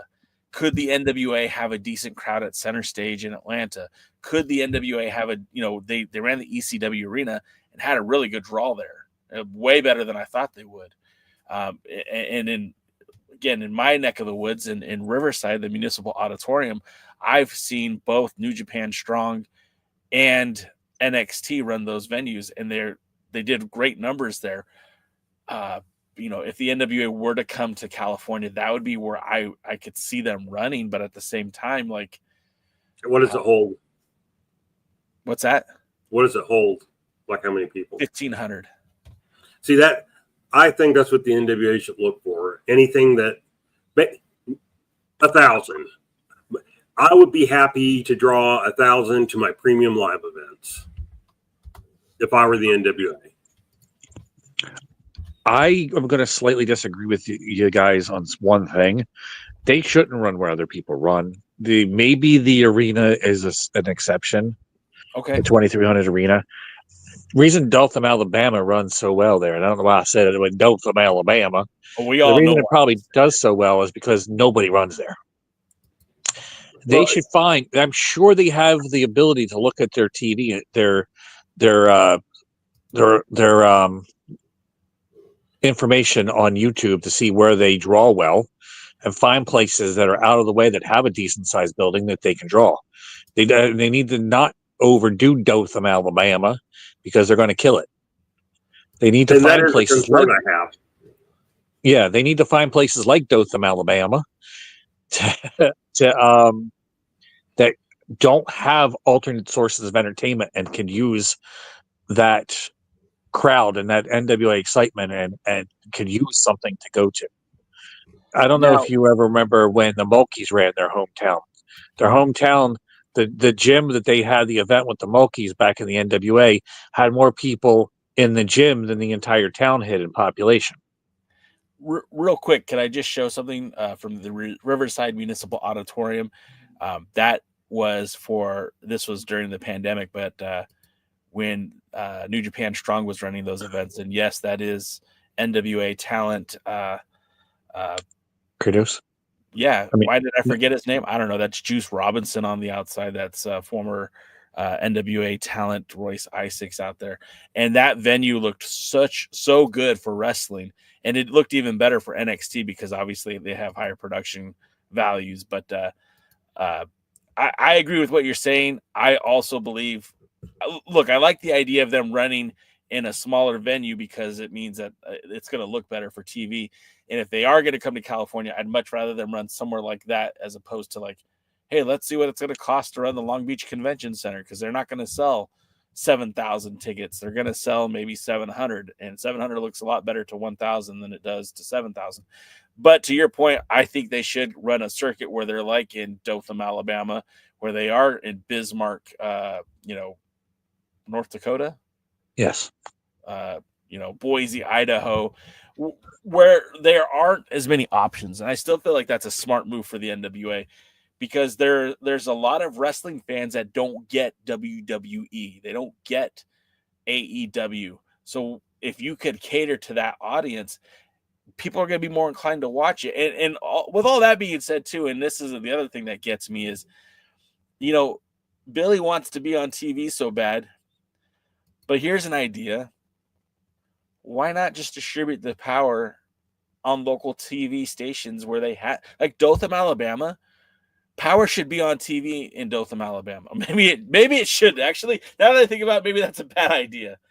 But I know that when United Wrestling Network was still part of the NWA and they were doing those NWA events, they would go to Sioux Falls, Idaho, and they got on TV for like a month or two before and a month or two after, and just to kind of help cultivate the audience to see what's there.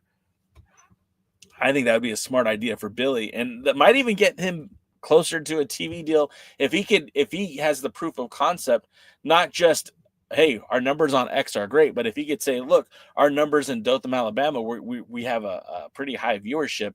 We're getting 40,000 people watching every week.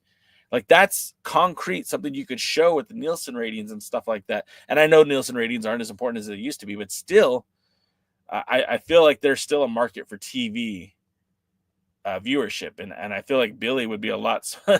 Sean Mega says, nobody watches TV, Jay. You say that, right? But where was the Rose Parade at this year? I don't know. Where was it? Did you watch it online or did you watch it on TV?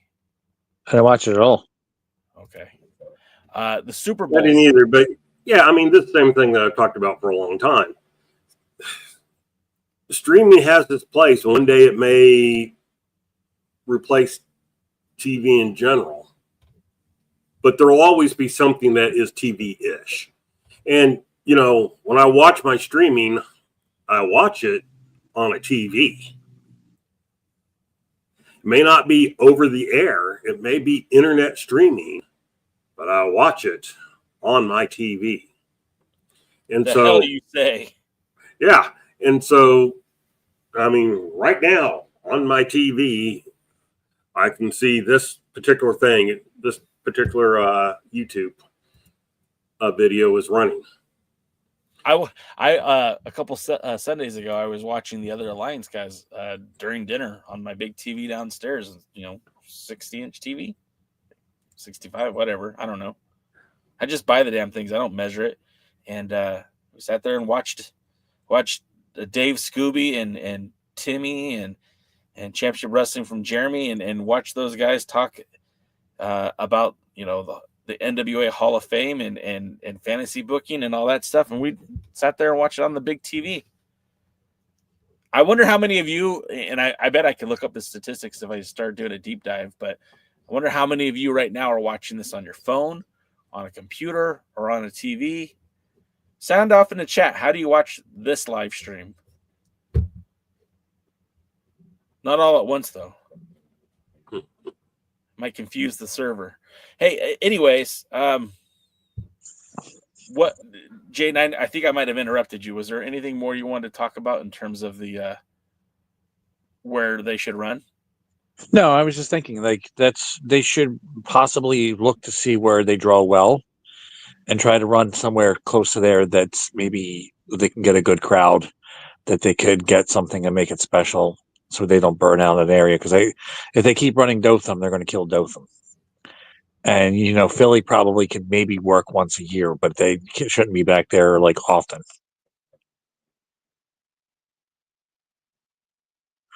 So what happened on Power that you guys liked it? So this was we talked about that. I thought this was a good episode of Power, and I stand by that. Now, I did look at the results of how many people viewed the show on X before the podcast, before the live stream started, and they had 76,000 views, which again, I'm not sure if that's a good number or a bad number. Earlier in the chat, our pal Matt brought up the fact that there's 300 plus subscribers now on YouTube. So I don't know if this is good. Again, that's not a publicly traded corporation, so we don't know, what is indicative of these numbers. Sean says he's watching it on 2 devices now, so you're welcome. I don't know if it counts as 2, but I appreciate you, Sean, and you know this. But still, it's pretty impressive that they're getting 76,000 views. Look, eyeballs are currency as far as the NWA is concerned. It's still a growing brand. It still needs to establish itself. So if people are watching, that's great. That's good for the NWA. But again, I don't know if that number translates to $1 or $100 or $1,000. The show kicked off. What's that? Or 5 cents. Or 5 cents. Tonight's episode Tuesday night's episode kicked off with the debut of Baba Thunder. Baba Thunder was formerly of the WWE Performance Center. He is of I guess I had all this written down earlier, but I don't have it with me. He is of mixed descent. He's a legit 6'9", although they kept billing him as 7 foot. He played in the NFL. He was the heater for Apollo Crews during his stay in the WWE. He was I think they called him Commander Azim, and he did. Say that again. He started with Raw Underground as Dabba-Kato, and then he became Commander Azim, and then he went back to Dabba-Kato, and then he was fired. And I mean, he was in the world's greatest Royal Rumble in the Kingdom of Saudi Arabia. He was later in the following year in the Andre the Giant Memorial Battle Royal on, I think it was on SmackDown. So I mean, he had some face time in the WWE, but he was mostly relegated to NXT, and I think it was Main Event was the program that he was on a lot too. So often the foil of the Hurt Business. So I kind of felt like maybe they missed the mark on this debut. Maybe they should have hyped it up a little bit more. Maybe they should have, made it seem like a bigger deal than it was. It was just, hey, we got this new big guy. And Billy even said hey, you want to be an NWA wrestler? You got to be this big, which I think is silly because, you also have a show that features Eric Smalls and Rolando Freeman, who were both not even up to that guy's knee. So, but this match was okay. Like, it wasn't a great match, but they were kind of trying to put over both Burchill and Baba. And then at the end of the match, Mike Mondo comes out as Baba's looking to injure Burchill, and Mondo, you can now see Mondo was directing traffic, and his rivalry had been with Burchill all along, and Baba was a way to equalize Burchill. So I guess that's the story that they're telling. That's the way that they're promoting it. It was an okay match. It wasn't awful. It wasn't great, but it was good. It was okay. I thought it was fun. Yeah. I don't want to oversell it, but I don't want to undersell it. Was it the match of the night? No. But was it good? It was good wrestling. And you got this big guy, 6'9", they say 7 foot, stomping around the ring like a monster. And that would be like, he'd be the second biggest guy in the NWA behind Talos. So I feel like that was a good spot for him to be in. My only problem is I just wish they would have hyped him up a little bit beforehand. Like Baba is coming, Baba's coming to power for 6 months, Well, the question is Baba staying? Because the last time I saw Baba Thunder, MLW, he was in MLW and joined Contra. So I guess that's kind of the way they made it look. Yeah. And so my question is, was this a one-off for Baba Thunder? I mean, I'll be honest. With the way Billy books new guys, I'd much rather go to a place like MLW than I would the NWA. And I'm not even a fan of MLW in general. I used to be, but they've kind of not done it. And he's Polish and Nigerian. But what did I say? No, just you said you didn't remember what it was, or you had it written down, but you couldn't find. But yeah, that's his background. He's Polish and Nigerian. I saw that he did do a show in that the wrestling promotion in Poland, the one that Nick Aldis worked for, and I think Chris Masters also worked for. Not that that's telling of anything, and he also regularly competes for the Juggalo Championship Wrestling, which again, although JCW is not connected to the National Wrestling Alliance, there's a lot of crossover in terms of talent that both promotions are using. So if he ends up becoming a regular member of the NWA, I think that's cool. If not, you're right. There's a lot of guys that just come in and go. So we'll see. We'll have to kind of wait and see on that. Hey, Jaden.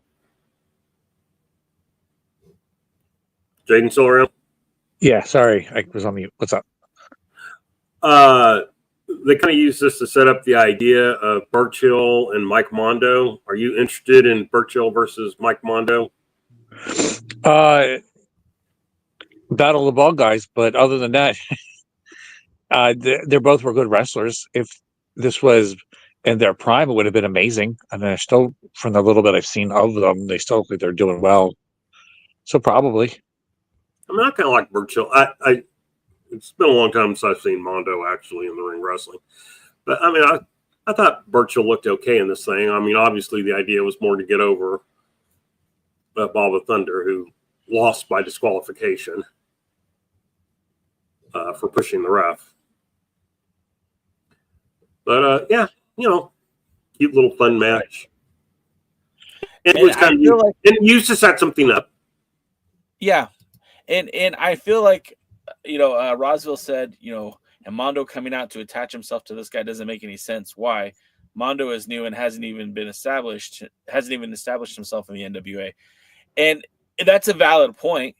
I mean, it's totally valid, but I feel like it would have been, it's not the worst thing that's how they portrayed it or how they used Mondo. And if that's the angle that they're going for, I mean, I'm not against that either. I think that would be a fun rivalry. This is what he's doing to establish himself. Yeah.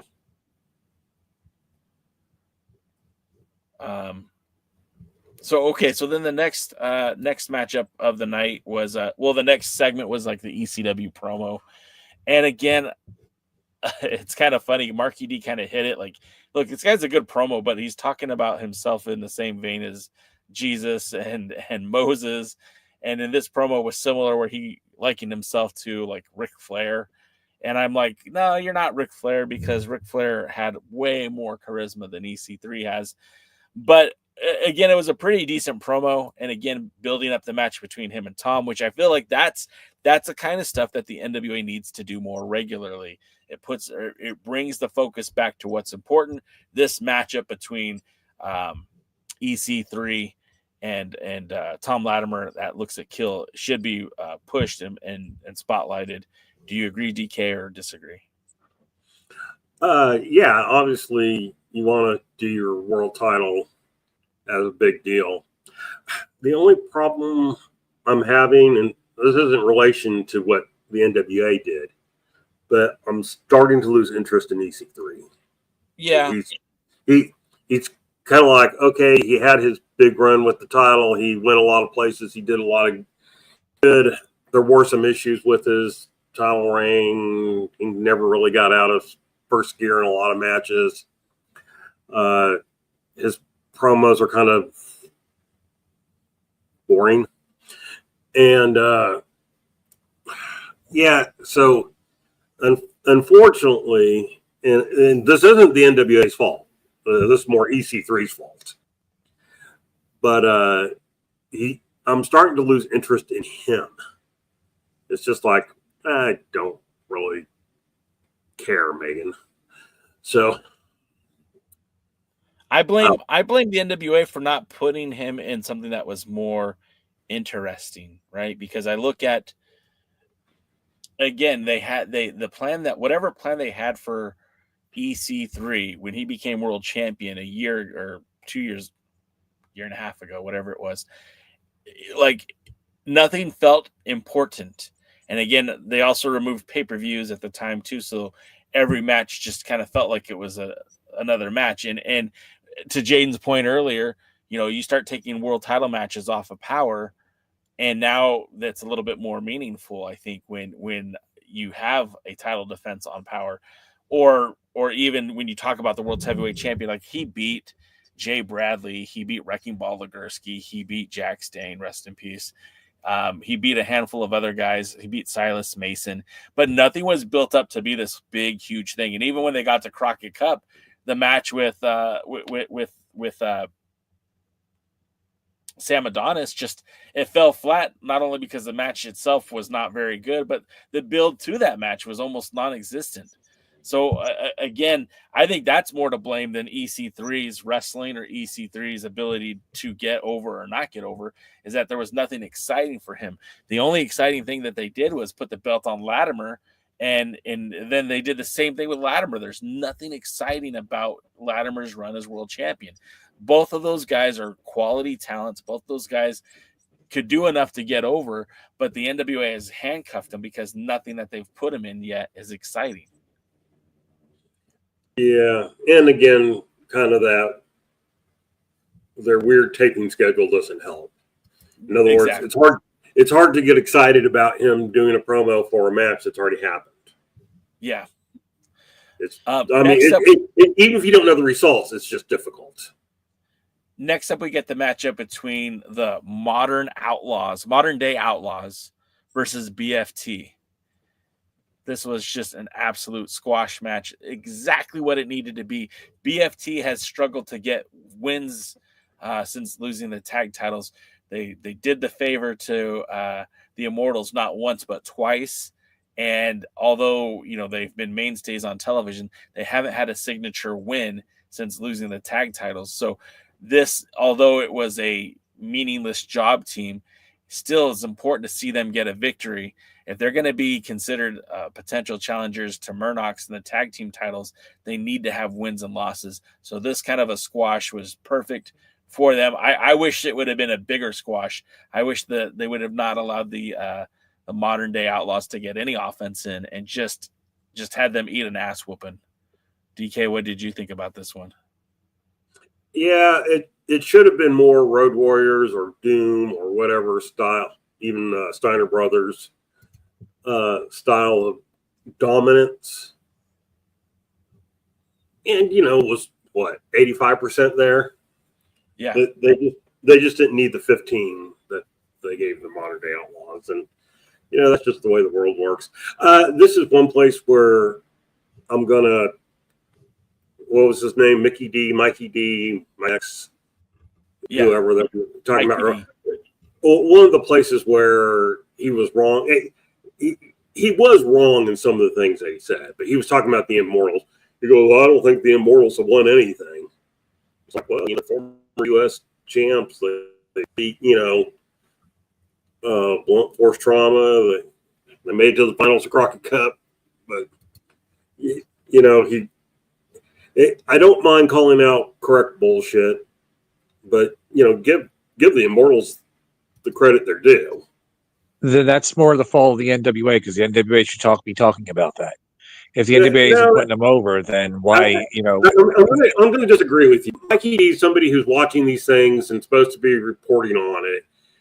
And, you know, he's saying, oh, well, I watch it. You know, look, either if you know what you're talking about, then say what's right.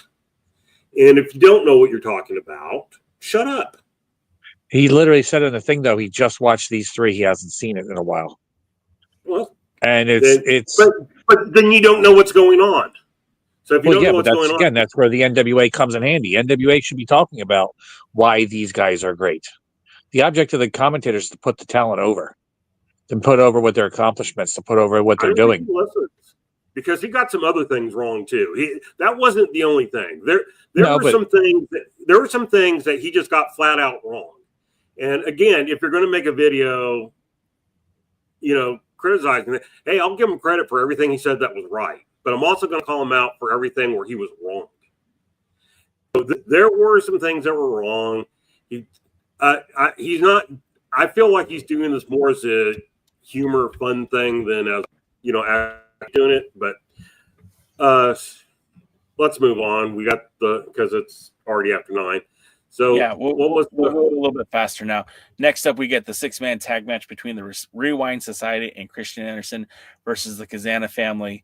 And again, this was kind of a dumb thing because Joe Kazana shouldn't be wrestling. Honestly, we love Joe Kazana. I think he's been so kind to us to come on this show.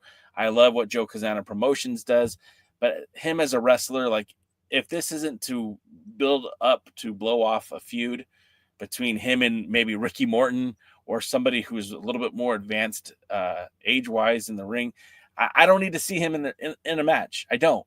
And he really didn't wrestle at all. He spent more time removing his clothing than he did actually doing any wrestling.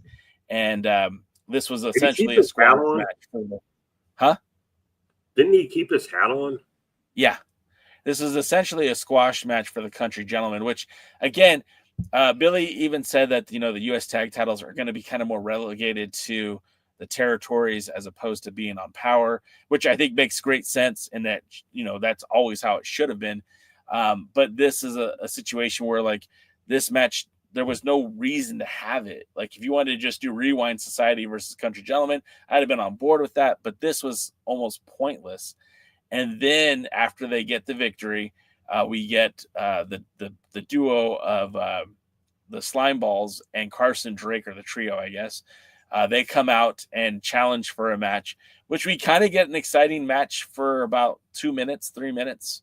And then midway through the match, Carson Drake ducks out, says that the Country Gentlemen are alcoholics. He won't be wrestling them. They're intoxicated. And the match ends on a count out for Country Gentlemen. So if they were building a 6-man tag titles, at least the Country Gentlemen have now 2 victories in the 6-man tag match with their Papa Joe. Again, I see what they're building towards, which is going to be Slime Balls versus the Country Gentlemen for the U.S. tag titles. But I don't know. I don't understand why Carson Drake's involved. I don't understand why Joe Kazana is being put in the ring. The matches itself, they weren't horrible. But you could have just used this time to put over Country Gentlemen. Agree? Disagree? Yeah, there should have been. Joe should not ever be part of a match. I mean, I don't mind him having one more like real wrestling match. If he wants to do it, if that's he wants to say goodbye, he wants to end on his own terms and have one more match. I mean, put him in the ring against Ricky Morton. Let him do that. I would agree, except for I never want to see Ricky Morton in the ring again. That's fair. And so, yeah, this is the same thing. This is silliness. And this is the one I didn't particularly care for. I didn't mind the Rewind Society and the Country Gentlemen if you want to do that. Yeah, exactly. And it should have been, it didn't have to be a complete squash, but it should have been a, 80-20 squash. And just let that go. The slime balls, change heel face depending on what, what thumb Billy has up his ass at the moment. Jesus. And, Carson Drake is very heels, and the Kazanas are currently heels. So once again, you kind of put this heel versus heel dynamic on. Well, who the fuck care about? Yep. I don't care about any of them. It's the way it ends up working. Slime balls, I don't like Sage, but I am starting to develop a soft spot for the other one, whose name is escaping me at this moment, Alex or something like that. And Carson Drake gives me channel heat. I don't like him at all. He is kind of a creep, isn't he?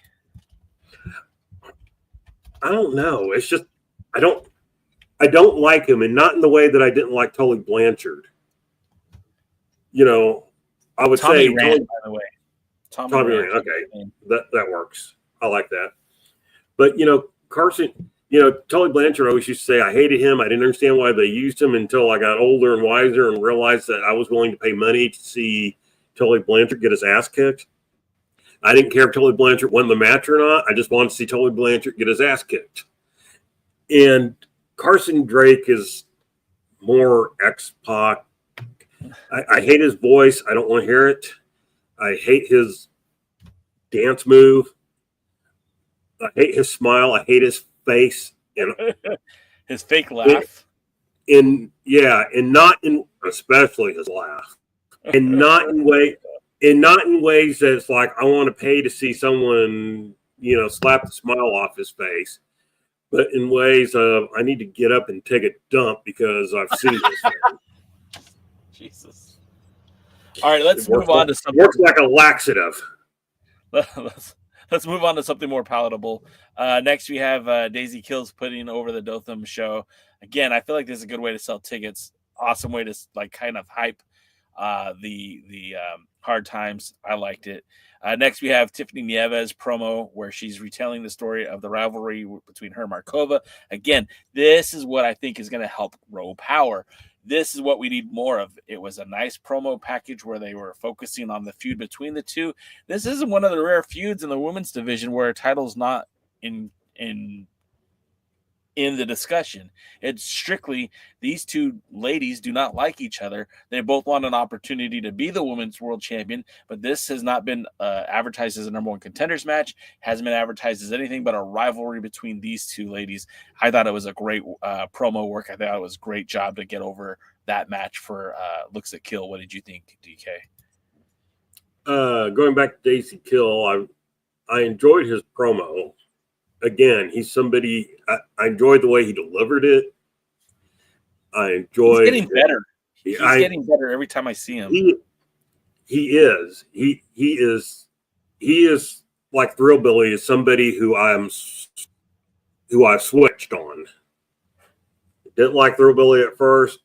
Certainly didn't like Kim Poyo at first. Didn't understand it. But then as time went on, it was like they're stars, and I'm still mad they split them up, and I think it was a huge mistake. And I can't say I'm a Talos fan, but I'm certainly becoming a Daisy. And the way he said it, the way he said his name, it was like, oh, that's perfect. And he did more in this little promo to get over to me than than probably a lot of things that he's done. Again, like I said, he's got the look, he's got the size. They need to probably build him more in the ring. Again, this is a guy that's going to benefit if they did tapings, like I said, where you put him in the ring with somebody. He doesn't wrestle singles matches a lot anymore. Put him in the ring with somebody and let him get some wins, let him learn some holds, some moves, and go. He's impressing me. Yeah. There was one thing, of course, I can't remember it, that Tiffany Nevis said that I kind of didn't like. I mean, just like I wouldn't have brought that up in this promo, but overall, it was, like you said, it was a good promo to get to get over the heat between the two, and to get her over as the heel. Yeah. And I feel like when we come back next week, like that should be the match that we see as the main event, is Markova and Nieves in the main event. You built to it, now pay it off, but they've been building EC3 each week too. So who knows how that's going to play out. Then we get Alex Taylor over Hunter, formerly known as Hunter Drake, representative from Crossfire. Obviously a junior heavyweight, was a non-title match. Look, I like Alex Taylor a lot. This was a fine match for Alex Taylor. I don't think that Hunter Drake is in Alex Taylor's league. I don't think that Hunter should be in this kind of a matchup. But it just kind of proves that Taylor is kind of an elite junior heavyweight for the NWA right now. I would have liked to see Taylor have a more dominant offense, because, again, this should have been a squash match. Hunter isn't there yet. He's not even close. He's lacking in size. He's lacking in ring. It was cool. You could do a standing 450. Awesome. But what did that do for the storytelling of the match? How did you make yourself stand out? And the truth is, he didn't. So I'm all right with not seeing that guy again, or at least for a while. If you're going to use him, he's the guy that is losing to the guy that should be challenging Alex Taylor, not the other way around. Yeah, Hunter Drake makes me sad, and I'm sad because he's actually a wrestler. The NWA, and I think a lot of modern wrestling and a lot of modern wrestling fans don't understand the concept of a good squash. And when Power is doing this type of show, that you need a good squash, and you need good squashes. And this should have been one. And so next week, Jaden will tell us why we need good squashes. And then the next matchup, the next segment was a very solid promo from Hollywood Haley J, where this was interesting to me because, Hollywood Haley J referenced that her and the Page sisters kind of come from the same area. And Hollywood mentioned that Kylie and Kenzie are not on her level and not willing to do the things that she's willing to do. This was a really good promo from Hollywood Haley J. And I'll be honest, I haven't seen a lot of promo work from her. I know she's in WOW, and that's all you could say about it is WOW sometimes. But I felt like this was such a good way to get over the animosity that Hollywood Haley J feels for the two sisters. Oh, you had a dad hand it to you, you hand your promotion to you. I didn't have anyone hand anything to me. It had a lot of vitriol, a lot of probably some truth in it for Hollywood Haley J. And I mean, that's the best. A villain is at their best when they are speaking their truth. And so for me, like, this was a really good promo. Again, Kenzie and Kylie kind of bounce back and forth between faces and heels too.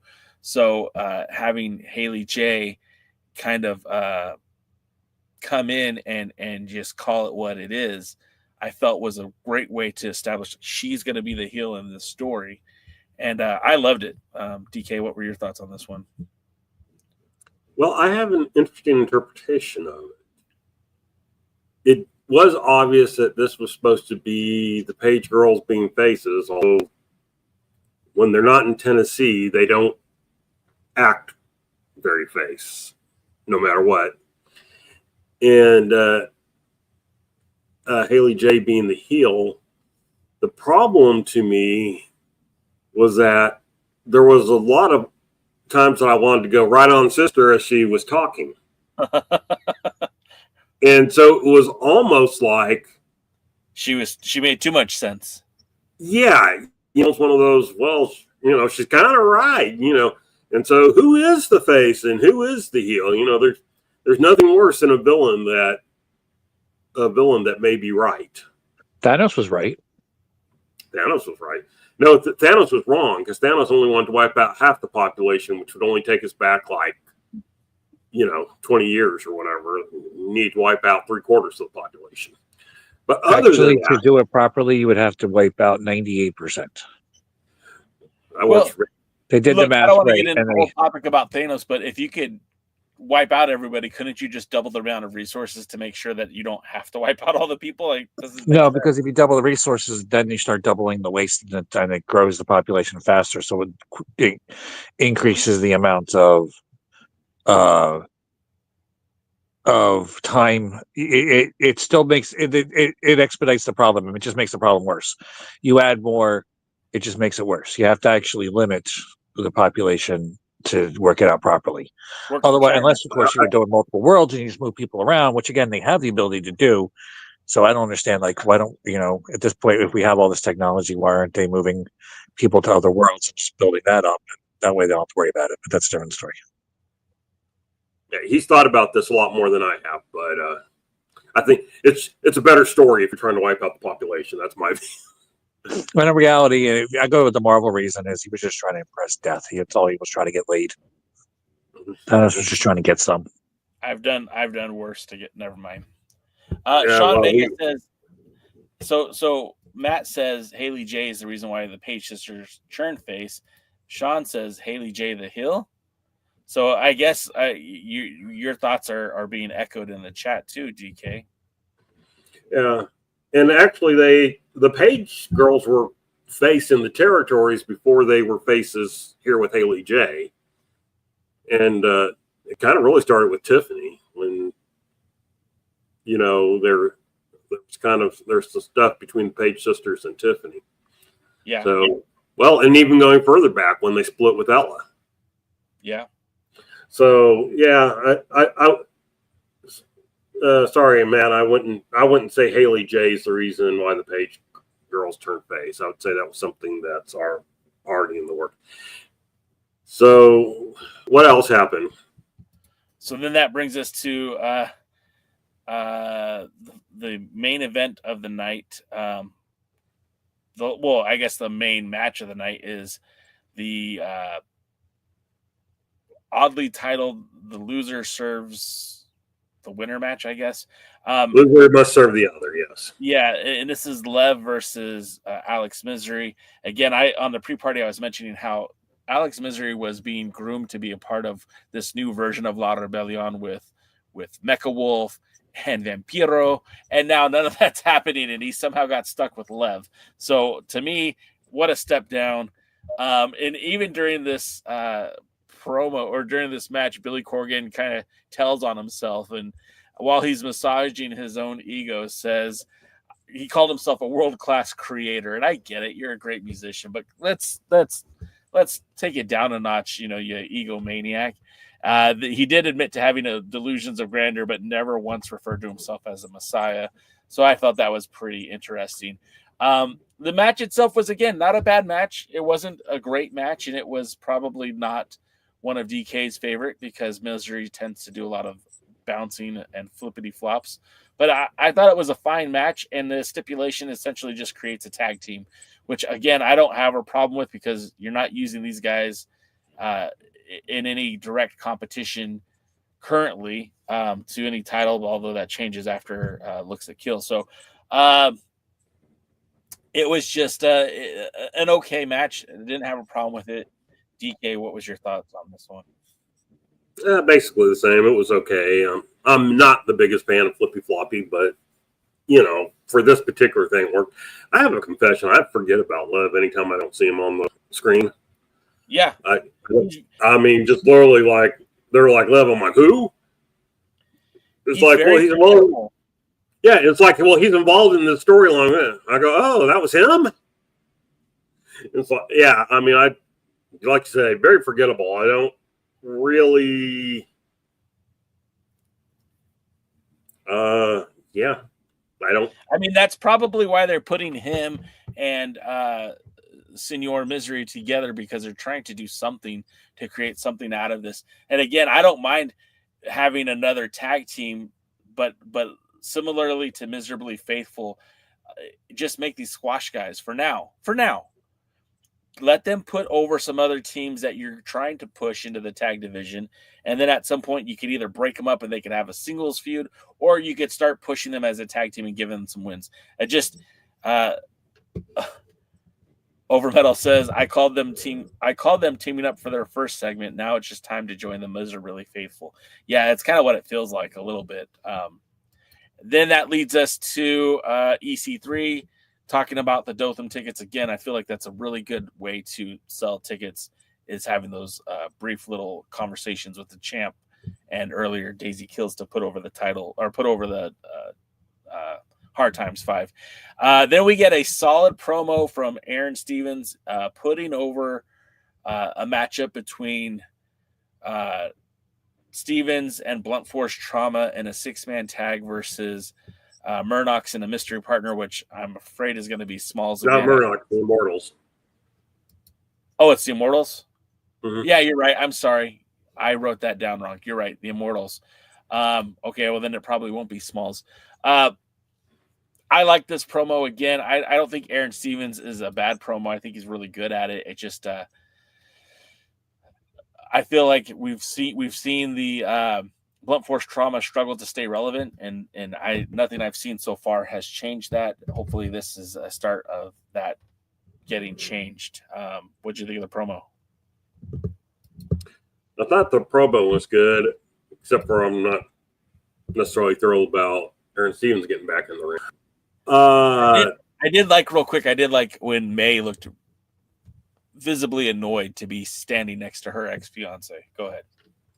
Yeah, she's trying to keep that alive without hitting us over the head with it. I'm going to give her some credit. And Stevens is a heat magnet. Well, you put him in front of a live crowd, you won't hear a word he says because the people are so loud. And I don't know. I'm kind of interested to see where this goes. They did mention here that the Immortals had some wins over Blunt Force Trauma. I think Blunt Force Trauma's run its course, and they need to find a way to ease them out and, maybe bring in a couple of other guys, or bring a couple of other guys back, or whatever you want to say. And I think they should get rid of Blunt Force Trauma and bring in Red Dog, and I can't think of the other guy's name. Marche Rocket. Yeah, I think they should bring those guys back. I like them. Whatever happened to them? Oh, I don't know. Red Dog's opening. He's running a school down in San Antonio. Last I heard, that might be a part of the NWA. Yeah, I don't know. They do need to do that. I think Marche Rocket should come in and challenge Mims. I think that would be a good matchup. Well, now, if Marche Rocket came back, would he be under the tutelage of Austin Idol, or would he be on his own? I would bring him back on his own. They seem to have basically kind of done away with Idol, except for just some small, brief things, which is the best use of Austin Idol if you're going to use them at all. I think you should go steal a plane and disappear again. Or yes, or go cash a giant check. Yeah. Or I love that challenge Adam story. Pearce for the world's heavyweight title 40 years after he was relevant.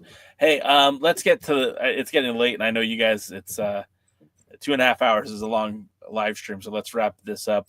Then you get the Idol and Mason face-to-face, big sell for the looks at Kill. Idol wasn't the first time I didn't hate Idol, period. He did a good job of getting himself over, coming to the aid of Kyle Davis. Mason, again, is Mason. I don't have any problems with Silas Mason or his promos. This was a good build for their match at Looks at Kill. The problem I had with this is that you had Kyle Davis being the guy to interview these men. I feel like this should have been almost anybody else, May or even Joe Galley, because of the tension between Mason and Kyle Davis. And Kyle Davis comes off very grandiose. Maybe I did make a mistake and went over the edge. Dude, you got attacked by a wrestler, and you're admitting to the problem. It just didn't leave a good taste in my mouth. Made him feel like a sycophant, like whatever Billy says, that's what I'm gonna do. No, man, like you just kind of neutered yourself. I hated that part of it, but the build between Idol and Mason, I thought was really solid, and makes me want to see that match a little bit more. And again, if that's not what's opening the show next week from Dothan for Looks at Kill, then I feel like that's a huge missed opportunity. Yeah, basically. I don't even remember. Is that? I know Idol's hurt. I don't know if he got hurt before, after, or during this match. It was much after. Okay. And so it's just one of those. I guess we'll see where it goes. They need to do something with Kyle. Either move him to becoming a manager or whatever. This stuff between him and Thrillbilly or the Southern Six or whatever doesn't work for me. And so, unless he starts managing, and he's almost heel. Yeah. Which, again, is kind of that, okay, the Southern Six are heel, so are you trying to turn them face or not? I don't know where you're going. I don't know what you're doing, and you're not making sense. And the thing is with Billy, since Billy doesn't seem to really care heel or face, or having strong ones, I don't think he knows either. And so, I don't know. But it's something that needs to pay off eventually. This is kind of like when they were having problems between Aaron Stevens and Kratos. It can only go so long and keep me interested before you got to do something. The old saying, piss or get off the pot. Yeah. And this is one of those cases. I don't know what they're doing. I don't know what they're planning on doing, but you need to do something and stop this. All right. That was the show. I don't want to talk about the song because I don't watch it. I thought the song was cute in the fact that it kind of played homage to Southern style wrestling when they used to do the vignettes and stuff. I didn't hate it for that reason, but that's about it. It made me feel nostalgic when I saw it. I know it was goofy, it was dumb, but it was also kind of nostalgic. I feel like that there is a place for that in the NWA, obviously. I don't know if I'd close out a show with that, but anyways, we're running late on time, so I want to give Jaden a few minutes to put over Dangerous Adrenaline Wrestling Gladiators and some of the stuff that they have coming up soon. But also, DK, is there anything new with IHWE that you can share with us, or still in the works? I am negotiating with one building specifically. So, nice. Date will probably be April, but if this works out, but yeah, and there might be a match that pops up somewhere for an IHWE title before then. So that's my update for the week. Jaden, take All right. Well, we know about the events coming up. I've been talking about them ad nauseum. And honestly, right now, I just want to make sure you guys add to the YouTube page. It's at Dog Wrestling on YouTube. The reason being is there is been some found footage of the last dog event that we thought was lost. It's only the roving cam, but it's going to be popping up soon on the YouTube, so it'll give you something to watch. I was hoping to, have something to announce, and that's why we were going to put it out there sooner. But as of right now, I think Monday there's going to be some matches that are going to go out there, and maybe throughout the week. They're going to be the matches that happen. It's only going to be the roving cam. I haven't even seen the footage myself, so I don't know if it's any good, but it's going to be out there right now because we thought it was lost, and this is the only way we can have it. So make sure if you follow Dog Wrestling on YouTube, like, comment, subscribe, and share, and stay tuned because there's a lot more hopefully coming up soon. All right, that's it. And Jay's quiet. Again, guys, thank you so much for hanging out with us on a Thursday night. We do appreciate you joining us each and every week as we talk NWA and wrestling and beyond. If you enjoy the show, please give us that like, comment, subscribe, the thumbs up, all that good stuff. Make sure that you ring that bell, as they say, so that you get notifications when we do go live, so you never miss an episode of the pre-party, the Alliance Guys, or the other Alliance Guys live streams right here on YouTube, Twitch, and Kick. And then, of course, if you really enjoy the program and you want to help support us financially, we do have T-shirts, hats, new merch coming soon to our merch store.